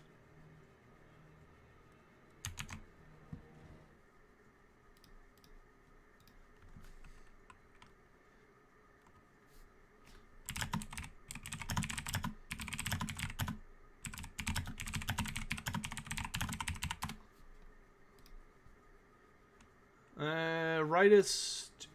Okay, he's here. Awesome. Go. All right, we're off to the semifinals where we've got a grudge match. We've got the Dwarves of Rightist up against the Greenskins of Gojira. Who will win? I need predictions in chat. Kazook if you stand with the Dwarves, and Wah if you stand with the Greenskins. Which Kazook is K-H-A-Z-U-K, exclamation mark. Wah is W, 3 A's. It's always 3 A's. G-H, and as many exclamation marks as you like. So chat, Kazook or Wah?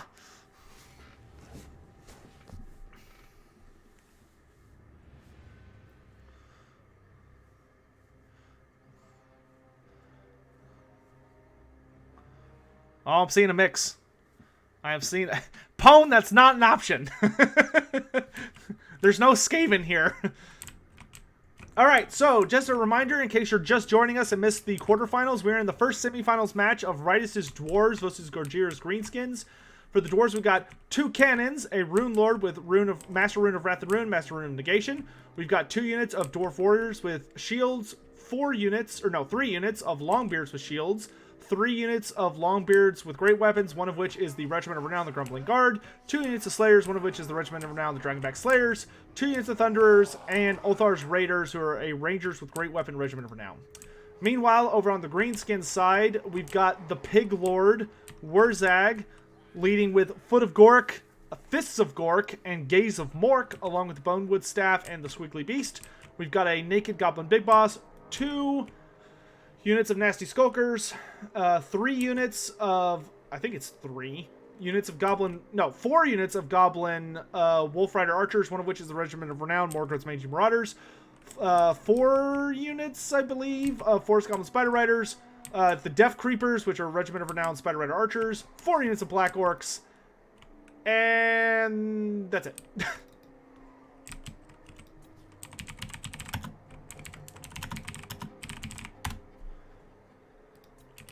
The Squiggly Beast and the Naked Big Boss. Yeah, that does sound like the start of a certain kind of movie, doesn't it? So the Dwarves managed to barely triumph. Well, no, they did it pretty well, but they managed to triumph over the nasty forces of Count Noctilus and the the stolen cannon of Queen Bess, though Queen Bess did take a toll out on their numbers. Meanwhile, the Greenskins managed to barely squeak by the Lizardmen thanks to their horde of ranged cavalry, even though Wurzag got blasted off of his pig by Krokar's laser beam hand. So we'll have to see who comes out on top on this episode. Do Greenskins have a written language? No. They don't have a written language. They have, like, symbols they use. But no, they don't have a written tongue. The only goblin who knows how to read and write is Skarsnik. Skarsnik has his own... Skarsnik knows how to read and write and is proficient in multiple languages. Skarsnik can speak Reichspiel, Khazalid, and he developed a written language for Greenskins. Your first Warhammer book was Dreadfleet. Well, good for you, Johan.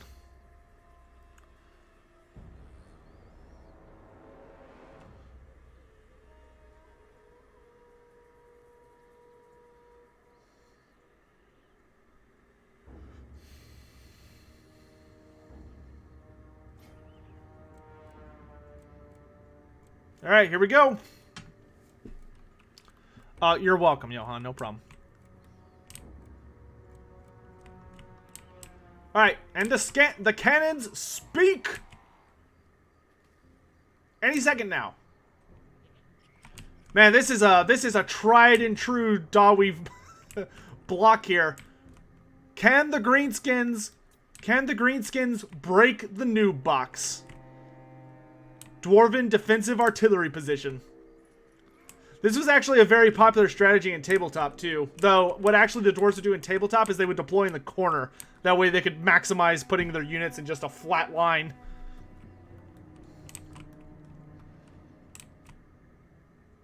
Alright. The cannons are eagerly awaiting something to fire. Because both people count as attackers, the dwarves, because they have these longer range cannons, they don't really need to move up. They could scoot up a little bit until they sight the enemy, but now that the enemy has been sighted, the dwarves, because they have the range for it, so long as they have ammunition on their cannons, they can legally stand here. The Greenskins have to engage with something at some point. They will have to meet the dwarves. Though we see here the Greenskins have already snuck around behind and are starting to pop some shots into the cannon crew. Unfortunately, they are... Oh, the cannon crew do very, very quickly respond. So far, the trade is not going terribly well for the Greenskins. Man, am I the only one who really wishes we had destructible terrain sometimes? Like, if a cannon hit a tree, it would, like, explode. Alright, so a Master Rune of Wrath and Ruin does go down on Morgoth's Mangy Marauders, which is a great pick because they are, of course, armor-piercing cavalry, which is super annoying. They take a bunch of damage and do get seen off for the moment. Here, more units of shooting units come around the side, and the cannons immediately start speaking their response. Cannons would be a great response to the Death Creepers. They have regeneration, so generally you want to try and hit them with things that will kill them instantly. That way they don't have the chance to run away, heal, and come back. So far, the early missile play has not done a ton of damage. I would probably... If I were Gojira, I'd probably want to wait until the front line was fully engaged, then bring in all my missile cav to just be as much of a nuisance as possible. Because basically, you want to come in once the Thunderers are distracted, just like this. So now that these guys are coming in, the Dwarves don't have enough shooting units to respond to all of this. He can commit like Slayers and stuff, but they're going to easily be able to get in here, get an easy charge off, and get the hell out of dodge before taking too much damage unless Goji overcommits. Here, the Black Orcs are finally chasing in. These Thunderers have an excellent shooting position because, unfortunately, there wasn't... what would have been good would have been timing one of the Forest Goblin Spider Riders to come in early to take these guys, or at least commit them into a fight, even if it was a suicidal charge. The charge is about to connect. Goji needs to pop his wah. He needs to pop the wah. There it goes. Alright, so a nice big sexy wah goes off. Nasty Skulkers are coming in from all angles. Forest Goblin Spider Riders are coming in from all angles. The Dwarves are getting completely enveloped. That rather suicidal charge by the Goblin Wolf Riders did pay off, though. It did clear the realm here a little bit. I love the staticky sound the wah makes. It's kind of cool. Wurzag is trying to ride a little bit around into safety. If I were him, I'd probably try and stand behind a tree because trees will block cannon shots most of the time. which is good because right now the cannons are trying to draw a bead on him to bring him down, but looks like it's not going to work out for them because the goblins are on that ass. Wurzak does take another cannonball to the face, but he's thankfully okay. Nice big foot of Gork goes down, obliterating Ulthar's Raiders down to half, and the Thunderers take a bunch of damage. These guys' morale has been significantly diminished, and the Black Orcs are easily cleaving their way through the Dawi front line. Ulthar's Raiders do fire in with the Thunderers in a nice mixed volley that devastates these Black Orcs, but the Black Orcs are hanging in there strong. They've taken a ton of damage, it's true, but not nearly enough, and the balance of power is already starting to swing in the Greenskins' favor just a little bit. The cannons are completely offline and gone. Most of the Thunderers are broken and running for their lives at this point. The front line is completely collapsed except for one unit of Longbeards over here on the side. The Goblin Big Boss does run in on the Rune Lord and catch him all on his lonesome, and with that poison, he's going to easily be able to dominate this fight as he is a melee assassin character against a support character. The Dwarves are trying to rally. The Longbeards are trying to get on anything they can stick to, but at this point, Goji's superior firepower with all these different ranged units is really going to start to show. One of the Thunder units that I actually missed, I thought they were gone, but no, they're back here doing okay. They're at full health, and they pop off a really nice volley into this big boss. And they're about to pop off another big volley, but oh no! Dwarves, you gotta move! You gotta move, man! Oh, they did not move. Oh, and that foot of Gork cuts these guys in half again and manages to stop them from shooting, as it also causes a really solid disrupt. Really good use of the Foot of Gork on the Dwarves, because Foot of Gork is one of those spells that if units have a lot of heavy mass, it will do a ton of damage to them. Wurzak, though, is getting close to death's door. He needs to get the hell out of dodge and just stay out of range. He's done his part. He's got off some really good spells. It's time to retire and sit back where it's safe. One of the cannon crews has rallied. Slayers are trying to find a place where they get in while all the armor-piercing shooting units are trying to get rid of the Black Orcs. If they can get the Black Orcs off the field, then the Slayers are more than capable of killing all of the Cav units. The thing that they need to get rid of is they need to get rid of the Black Orcs, and they need to get rid of the Nasty Skulkers. But, oh no, Wurzak's caught in a crossfire here because Goji did not chase off this unit. You gotta make sure that when a unit breaks, you chase them off the battlefield, and he's got tons of Wolf Riders, one of which could have easily been switched into attack mode to trace these guys off, and Goji's even got, oh no, he's got a completely uncommitted unit back here that would have been perfect for that job. Wurzak is getting very close to breaking. He's got Marked by Ulthar on him, which is making him very, very scared for his life. He pops his leadership buff to stabilize and thankfully has some boys nearby to help defend him.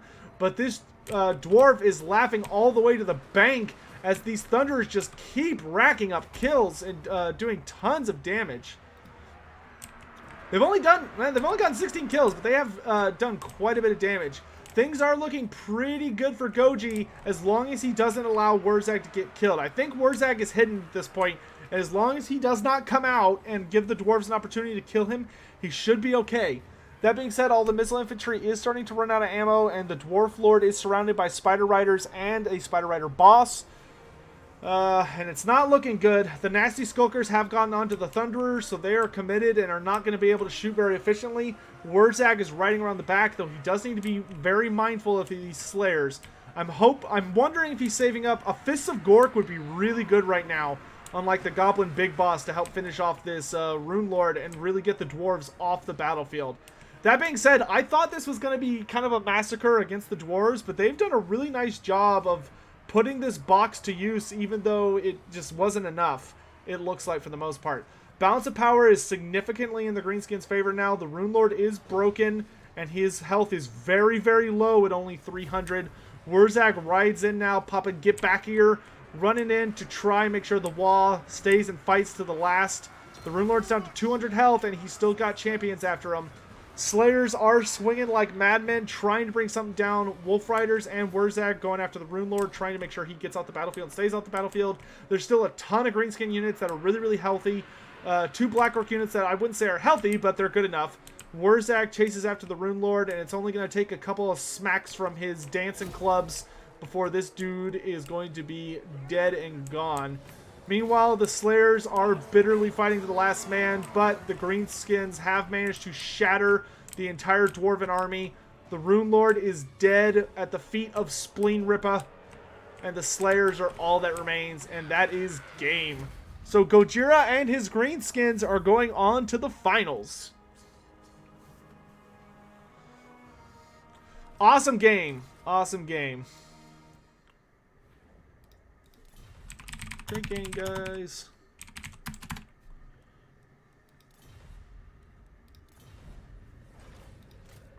Alright, and we are on to the final semis match, which is Turin's Bretonnians versus Falcons. If I can. Versus Falcons Lizardmen. If I can type the right password. So the Wah has won today, and unfortunately the dwarves are going to be scribbling some more grudges into their large iron-bound tome.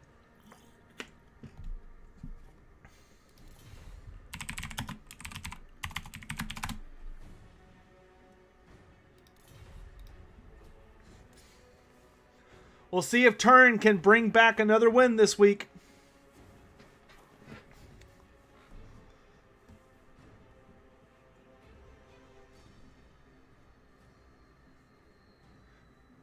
Ninja Hunt, you okay there, buddy? And just another quick reminder, guys, if you don't mind, really appreciate if any of you that have come in recently would consider hitting that like button if you enjoy this tournament and this format.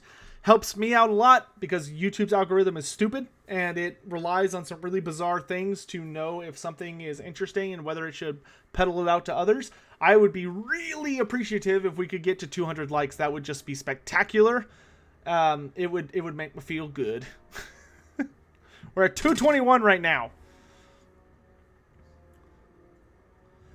So we got the Lizardmen versus Bretonnians, which, fun fact, these guys were actually introduced as a matchup against each other back in 5th edition, which 5th edition Warhammer Fantasy Tabletop was when the Lizardmen and the Bretonnians were introduced, and they were introduced together in a starter set, which was the Lizardmen invading and laying siege to a Bretonnian castle.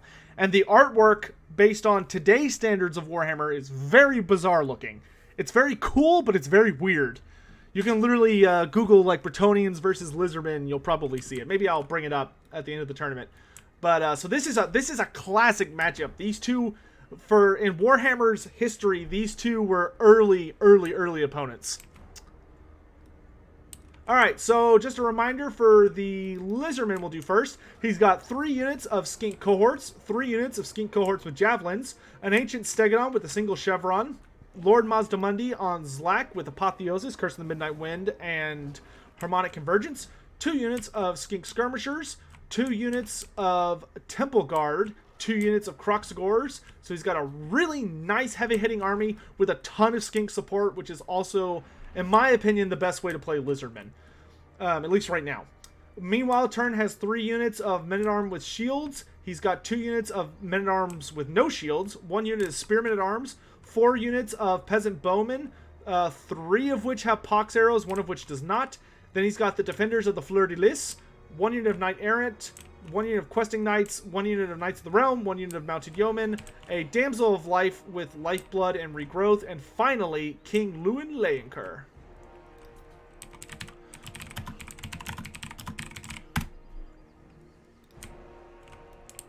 Yep, 5th edition starter matchup.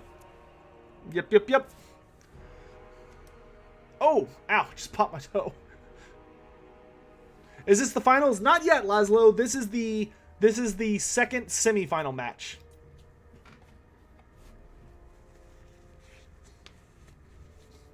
After this is the finals.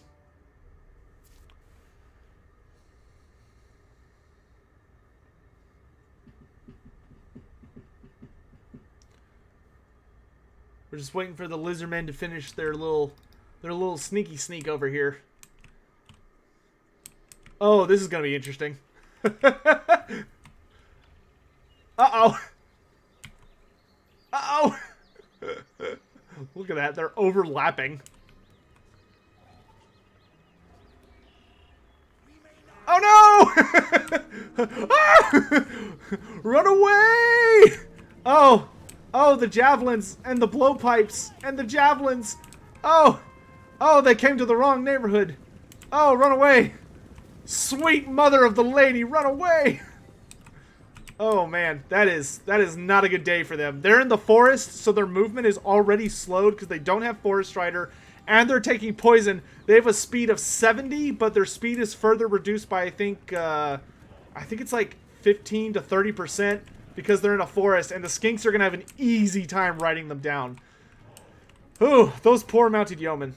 Any event, the Bretonnians have already responded. Looks like they're going to line up their front line right here. So it looks like the Lizardmen are actually going to have the high ground. And you can see here the Stegodon's giant blowpipes already fires up a round and instantly kills one of the defenders of the Fleur-de-Lis because the poor bastard just did not get his shield up in time.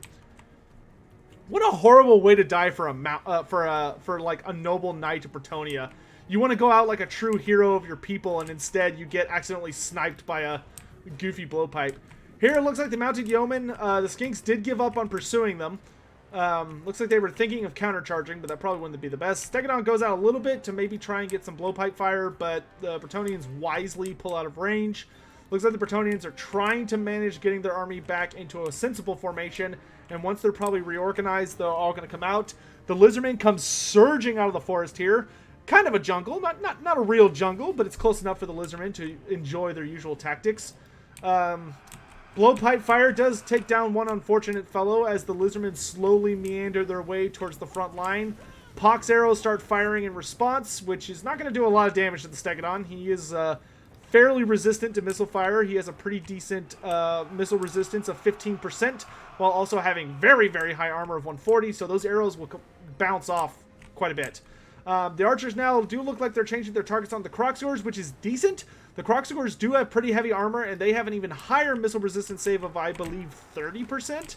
Looks like the peasant mobs are running in to try and get engaged. The skinks, unfortunately, looks like they were not paying attention well enough, and the mounted yeomen do get a downhill charge into their rear and are going to easily be able to cut these guys up. If the skinks had been facing the other way and countercharge, they actually probably would have done okay. The Stegodon does mash forward and smash the peasant mobs, chasing them off the battlefield a little bit, and it looks like the real battle has begun. The Bretonnians are coming in here with a flank charge and do manage to charge the Temple Guard, who did reform in time to get a counter charge, but unfortunately weren't able to brace. They look like they trade fairly evenly. All those pox arrows are going to start doing damage to the Kroxigors, though. There's barely any anti-large on the field. Those Kroxigors should really be going ham. Leoncoeur does jump in on Mazdamundi, but Mazdamundi gets the hell out of dodge, and his bonus Stegodon pops in there, pops Harmonic Convergence. It does a ton of damage to the Knights of the Fleur-de-Lis and a little bit of damage to Lewin in a counter charge. Looks like the Kroxigors have Apotheosis popped on them for some healing. Skink cohorts have caught the mounted yeomen and should be able to finish them off fairly easily. The men-at-arms are getting squished. The foot squires are getting charged by Kroxigors. They're going to get squished. Knight Errants do charge into the Kroxigors and will do some reasonable damage while Lewin dives in here on the Kroxigors to help out. But Mazdamundi immediately follows up, pops Curse of the Midnight Wind. No, that's Sword of Corone. The Sword of Corone goes down, which is going to make the Kroxigors very, very vulnerable, especially to those Knights and the Foot Squires. But Mazdamundi does respond with the Shield of the Old Ones, which is really going to allow these skinks to get the upper hand here. There's Curse of the Midnight Wind, which is going to turn the tide in favor of the Lizardmen. The Questing Knights are pretty much doomed to all this skink fire. Meanwhile, it looks like the first banishment is going down on these archers, but it gets canceled. Ruination of Cities gets activated instead. Oh, no! It was okay. It was okay. It got a couple of Foot Squires, but I think that's what he was mainly aiming for, and it kind of missed there. Archer fire is pouring in on the Kroxigors, and they are really starting to feel it now, Mr. Krabs. The Ancient Stegodon does push through the main line and gets rid of the Knights of the Realm, terrifying them off the battlefield, which is super good, but he's very exposed. Foot Squires are moving forward to engage him while Leoncoeur dives in. If the Stegodon can keep them to his front, he might do okay, but as soon as they get on his side or his back, they're going to do a ton of damage. Banishment goes down to the archers here, which really is unfortunate. The Banishment could have been placed over here on the Foot Squires. That would have been so much better. Mazdamundi, though, has slammed to the flank, and the Knights, defenders of the Fleur-de-Lis, are completely outmatched by the Temple Guard, who are easily going to rip them limb from limb if they don't get the hell out of dodge. This entire flank has collapsed underneath Mazdamundi's wrath, and things are looking really dicey for the Bretonnians. There's still a full health unit of Temple Guard here rallying to the aid of this Stegodon, and that Harmonic Convergence is more than enough to bolster the Stegodon's leadership up to a whopping 63 against Leoncoeur's 56, but Leoncoeur's now being debuffed by Curse of the Midnight Wind, so that Ancient Stegodon is going to be able to last for a long time in that duel. Gosh. Lizardmen are doing a really good job of just slowly but surely pushing across the battlefield. The peasant line has been completely ripped apart by Temple Guard and Kroxigors. And things are not looking super great, guys.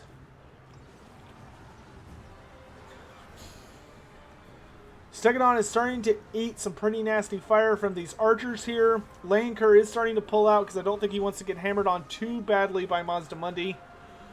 I need to slow down and not yell so much. It's going to hurt my throat. Stegadon is doing a pretty great job there. That Stegadon is just eating so much damage. Those harmonic convergences and Curse of the Midnight Winds to distract Layankur have been so crucial. Looks like for the most part the Bretonnian army is rallying over here, but the balance of power is starting to slip into the Lizardmen's favor a little bit. Layankur has now got a nice big duel going on with this Ancient Stegadon, but once again it pops Harmonic Convergence, making its melee defense plenty high to deal with Layankur. If he doesn't pop the Sword of Corone, he's not going to be able to get through that really high melee defense and do the damage he needs to do. The Kroxigors have Rampage, which is actually really bad for Lewin because they're coming in behind him and he's now completely surrounded by some very, very heavy units. He's got almost a full health. He's got a half full unit of Temple Guard, a Stegadon with still half its life left, and some angry Kroxigors, and he's completely surrounded unless he turns around and gets out this back before these Kroxigors close the gate. But it looks like he's moving so slow. Okay, he gets staggered there. The rest of the army for Bretonnia is really starting to look pretty dicey. Mazdamundi is still plowing with impunity through this entire part of the Bretonnian army, and I just don't think the Bretonnians have what they need to take down these two Stegadons. They just don't have enough anti-large. The only anti-large they even had for this tournament was a single Knights of the Realm unit and a single unit of Spearmen with Arms. They just didn't, they didn't have any halberds. They didn't have enough Knights or Grail Knights. That damsel gets absolutely destroyed by Mazdamundi as he hurls her through multiple pieces of terrain, and she shatters and decides she's getting the hell out of dodge. With her healing gone, Layankur doesn't have any regrowth to rely on. The peasants are being thrown to the wind, and the skinks are easily able to chase them all off. Layankur dives down in on Mazdamundi, but with the even with the Sword of Corone, I don't think it's enough for him to be able to take out Mazdamundi by himself. He's down to half health. He has no magic support. He's completely isolated. A massive host of skinks and Temple Guard and Stegadons and Kroxigors are coming in on him. There's no hope. There's no hope. The lady has abandoned them this day, and Layankur's too slow to get away from the Stegadon once it started his charge animation. It pops his charge animation and manages to hit Layankur, so he can't get up, and the Kroxigors are now on top of him. He's just way too slow, and this Stegadon is consistently peppering him with poison fire from his giant blowpipes and javelins. He does finally get some distance and manages to pull up into the air, but there's just nothing left. There's no Bretonnians truly left on the battlefield to help defend, and there's still two nearly full health units of skink skirmishers happily sitting here just plutzing away. The Temple Guard are taking some really nice damage here, but unfortunately another big banishment is going to go down here, which is going to get rid of these foot squires, absolutely tearing them apart, doing tons of damage, and is going to see both of these units off the battlefield more than likely. There's some Knights Errant in the back who are doing a great job mopping up some skinks, but at this point army losses does kick in, and Turin, the champion from week 1, is defeated.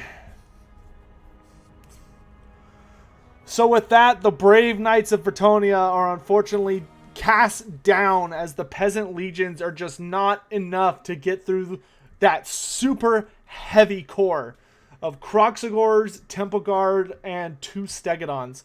All of that heavy armor and high missile resistance was just too heavy. Too heavy. Unfortunately, Turin just didn't quite have enough armor-piercing anti-large to get through it all.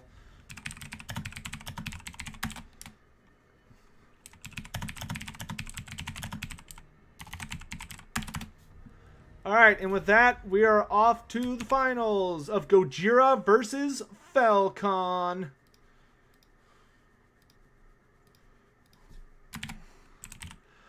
Whew. I was talking so hard and so loud, my throat closed up for a second there. I need to be smarter. Talk less aggressively.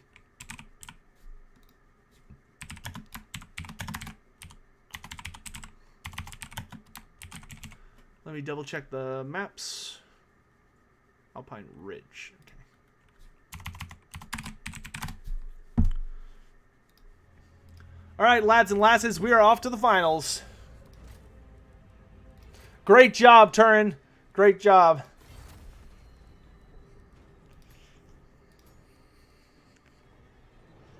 That's the tricky part with this all-comers tournament, though. Like, you know, like the dwarves had the perfect army for the first game. Like, they had a really great setup to deal with the long-range counter battery fire of the Vampire Coast, and they had a strong front line, but then they fought the Greenskins, and there were just so many of them that they just got overwhelmed, and they couldn't have their guns facing enough directions at once, and that, you know, that got them killed. Same thing for Turin's army. It did super great the first game, but then that, you know, it's like, oh man, that's such a good army, but then you get, and then suddenly you're fighting those lizardmen, and you're looking down the barrel of so many Stegodons, Kroxigors, and all that other jazz, and you realize that, like, oh crap, there's a lot more of these guys. All right, Goji, get in here. Does Falcon have one of the pieces of 8? Yes, he does.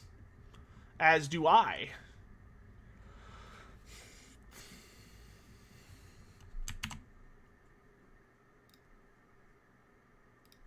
All right, so the final matchup for today on MP Alpine Ridge is Greenskins under Gojira versus the Lizardmen under Falcon, which both of these factions, if memory serves correctly, are not armies that have made it to the finals in any of the previous weeks.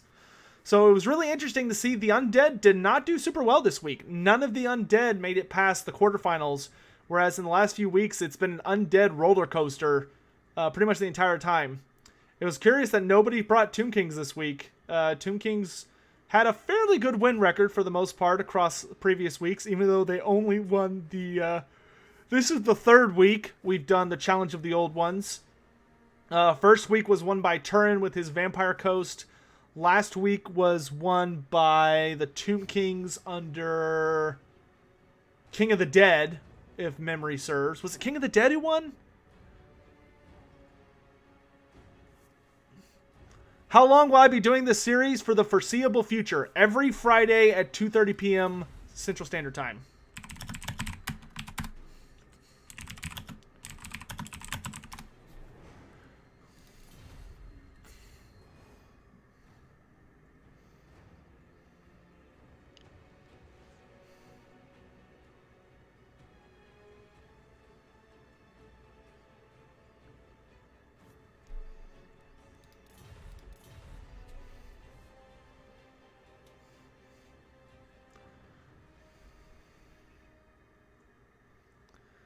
And this tournament format is just nice and super fun because it's nice, short, and to the point.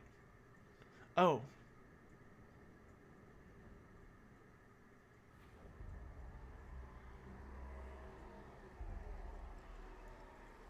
Huh.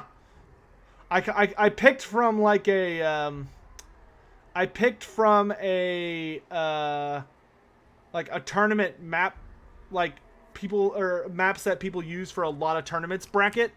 Really glad that this map, that the dwarves and the Vampire Coast didn't make it through this map, because I actually would have felt really bad. I forgot what map this was. But for these two armies, it'll work fine.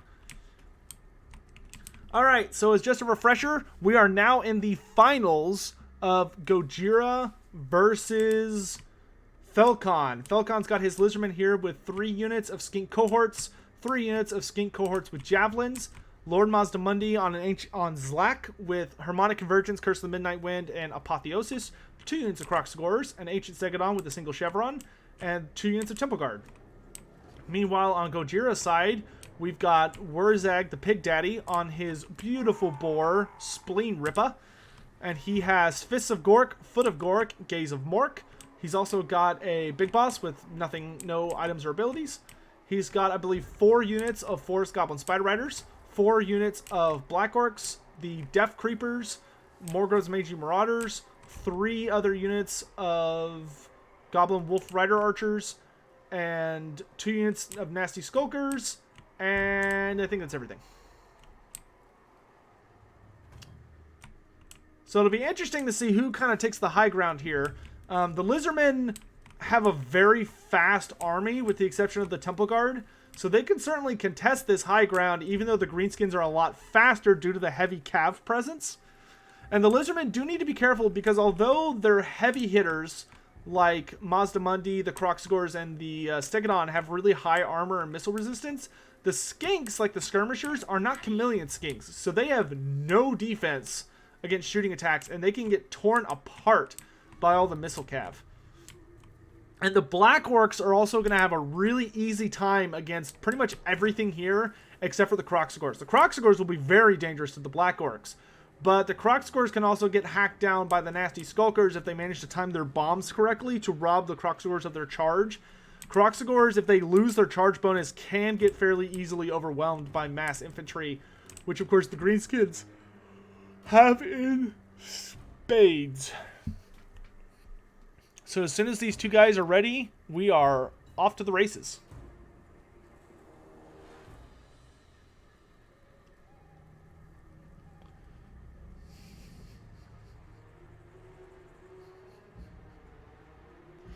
Alright, the game has started. The Skinks and the Cav see each other. Both basically start breaking away, though it looks like the Skinks are going to eat a little bit more damage for their trouble than the reverse, though they don't take that much. The Greenskin army, not sure what their goal is going to be. I don't know if they're going to try and just lure the Lizardmen down here, or if they're going to try and maybe move up on this hill and meet them. They could do it a couple different ways. But the Greenskins certainly have the advantage here with being able to come at these guys from all different angles with all sorts of shooting units and just try and do tons of damage. And they do have some really nice armor-piercing range damage from Morgoth's Mangy Marauders. This unit could be an MVP if the Greenskins are careful, though they do need to be very wary of this thing. The giant blowpipes are very accurate and do a ton of damage. Like, you can see this unit has already lost about a quarter, probably a quarter of its health, and it's only fired about 4 or 5 volleys and barely used that much ammo. And this unit's already broken head for the hills. Skinks are starting to fire quite a bit of ammo into the Wolf Riders. The Skirmishers have plenty of ammo to burn. The Javelins will run out of ammo very, very quickly. It would be pretty good if Goji could. Luring the Javelins into wasting their ammo on the Death Creepers would actually be really nice because they'll regenerate. So if he could get the Death Creepers to eat a lot of this ranged ammunition, that would be really easy for him. So it looks like right now all the Cav are just sort of looking for a way to get in and do some damage. Morgoth's Mangy Marauders have managed to get in on the Ancient Stegodon. You can see they're actually doing some pretty serious damage, but they need to be careful because as soon as they start eating counter battery from this giant blowpipe, they are going to take so much damage. Like, they already need to get the hell out of there. They need to have these Forest Goblin Spider Riders absorbing the Javelin fire, or at least threatening this unit so it keeps running away from them. They do manage to do a tiny bit of damage to the Stegodon, but it looks like he had Apotheosis on him, so it looks like he may have already healed it up. Spider Riders do run in to try and get a charge here, but it's instantly thwarted by the Stegodon, who gives them a nice Triceratops high five and sends them running for the hills. Of course, Greenskins do specialize in running away and rallying. We see Mazdamundi here is starting to take some rather consistent missile fire, but he should have a fairly easy time just ignoring it for the most part. The Lizardmen are taking little bits and pieces of damage, but they're going to be able to win this engagement unless the Greenskins manage to start really getting some good money shots in. I think the Lizardmen, for the most part, have figured out that the Greenskins are probably not going to engage.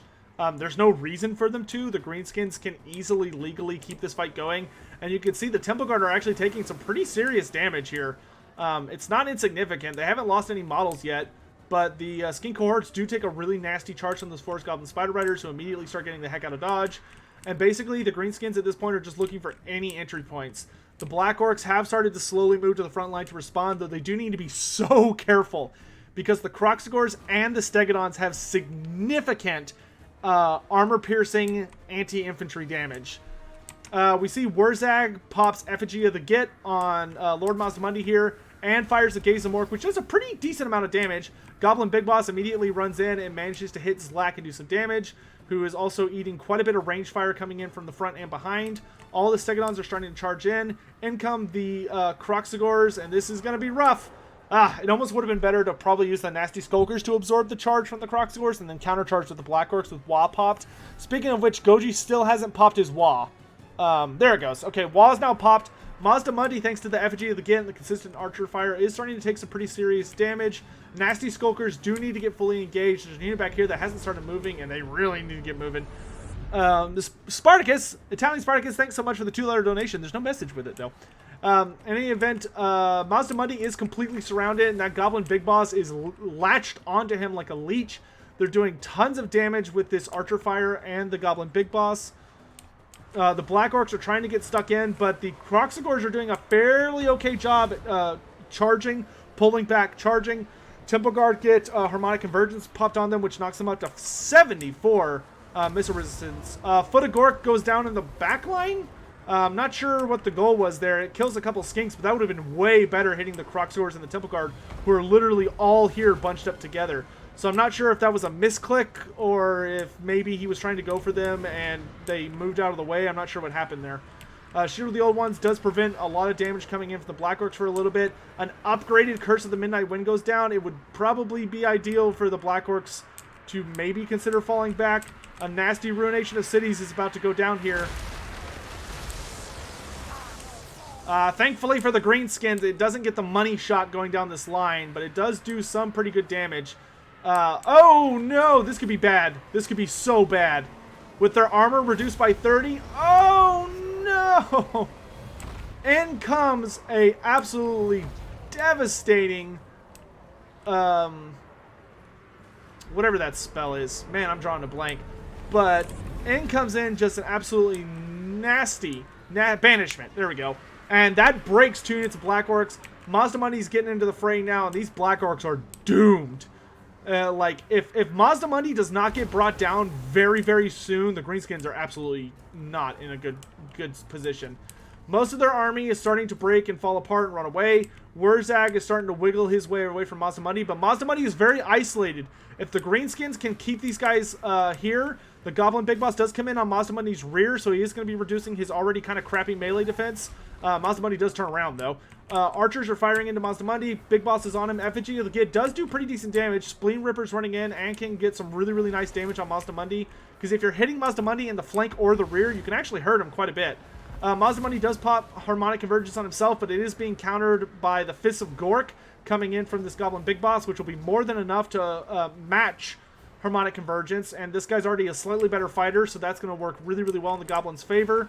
Oh, this could be it. This could be it. This could be it. Oh, really nice Foot of Gork in from the Greenskins. I think it was just a little too late. Because the Kroxigors and the Temple Guard did manage to move forward enough to get somewhat out of the way. And although they ate a lot of damage, at this point the Black Orcs have already been, for the most part, completely torn apart. And there's not a front line left for the Lizardmen to fight with. Wurzag is getting pursued by Mazda Mundi, and he needs to be careful because Mazda Mundi is faster than him. Because not only does Lek have a very fast charge animation, but the skinks on the front of Mazda Mundi's palanquin throw javelins that are poison, so they'll slow you down while chasing you. Really nice Gaze of Mork goes into Mazda Mundi's side, doing quite a bit of damage. He pops all of his buffs trying to stay alive. Kroxigors come in to support against that Goblin, which is going to be more than enough to make that Goblin have a bad day. Balance of power tips a little bit back towards the Greenskins, but I don't know how the Greenskins are going to turn this around. Mazda Mundi is getting very low, but he can start spam casting Apotheosis if he needs to. Black Orcs are starting to rally if the forest. If the Black Orcs can, it would actually be completely worth it for them to rally in this forest, just right on this line here. Because if they can lure the Lizardmen into the forest to fight them, like the Kroxigors and the Stegodons, they will take the large penalty for fighting in a forest. And the Black Orcs are immune to psychology, so that would be an ideal matchup for them, and they might be able to turn the fight around. Wurzag is hauling ass trying to get away from the Kroxigors here. He does pop get back ear to make sure to stabilize his leadership. And he's got a whole full health unit of nasty Skulkers over here who are so far away. Oh, man. Those nasty Skulkers need to come back. The Greenskins need every single guy they got right now. For the most part, the Lizardmen's skink forces have been, for the most part, completely devastated and run off the battlefield. Goblin Big Boss does barely manage to rally. Of course, he is not immune to Psych and does not cause terror, so if he gets too close to one of these Stegodons, he'll probably just get terrified and run away. At this point, it's looking pretty rough, and here it goes again.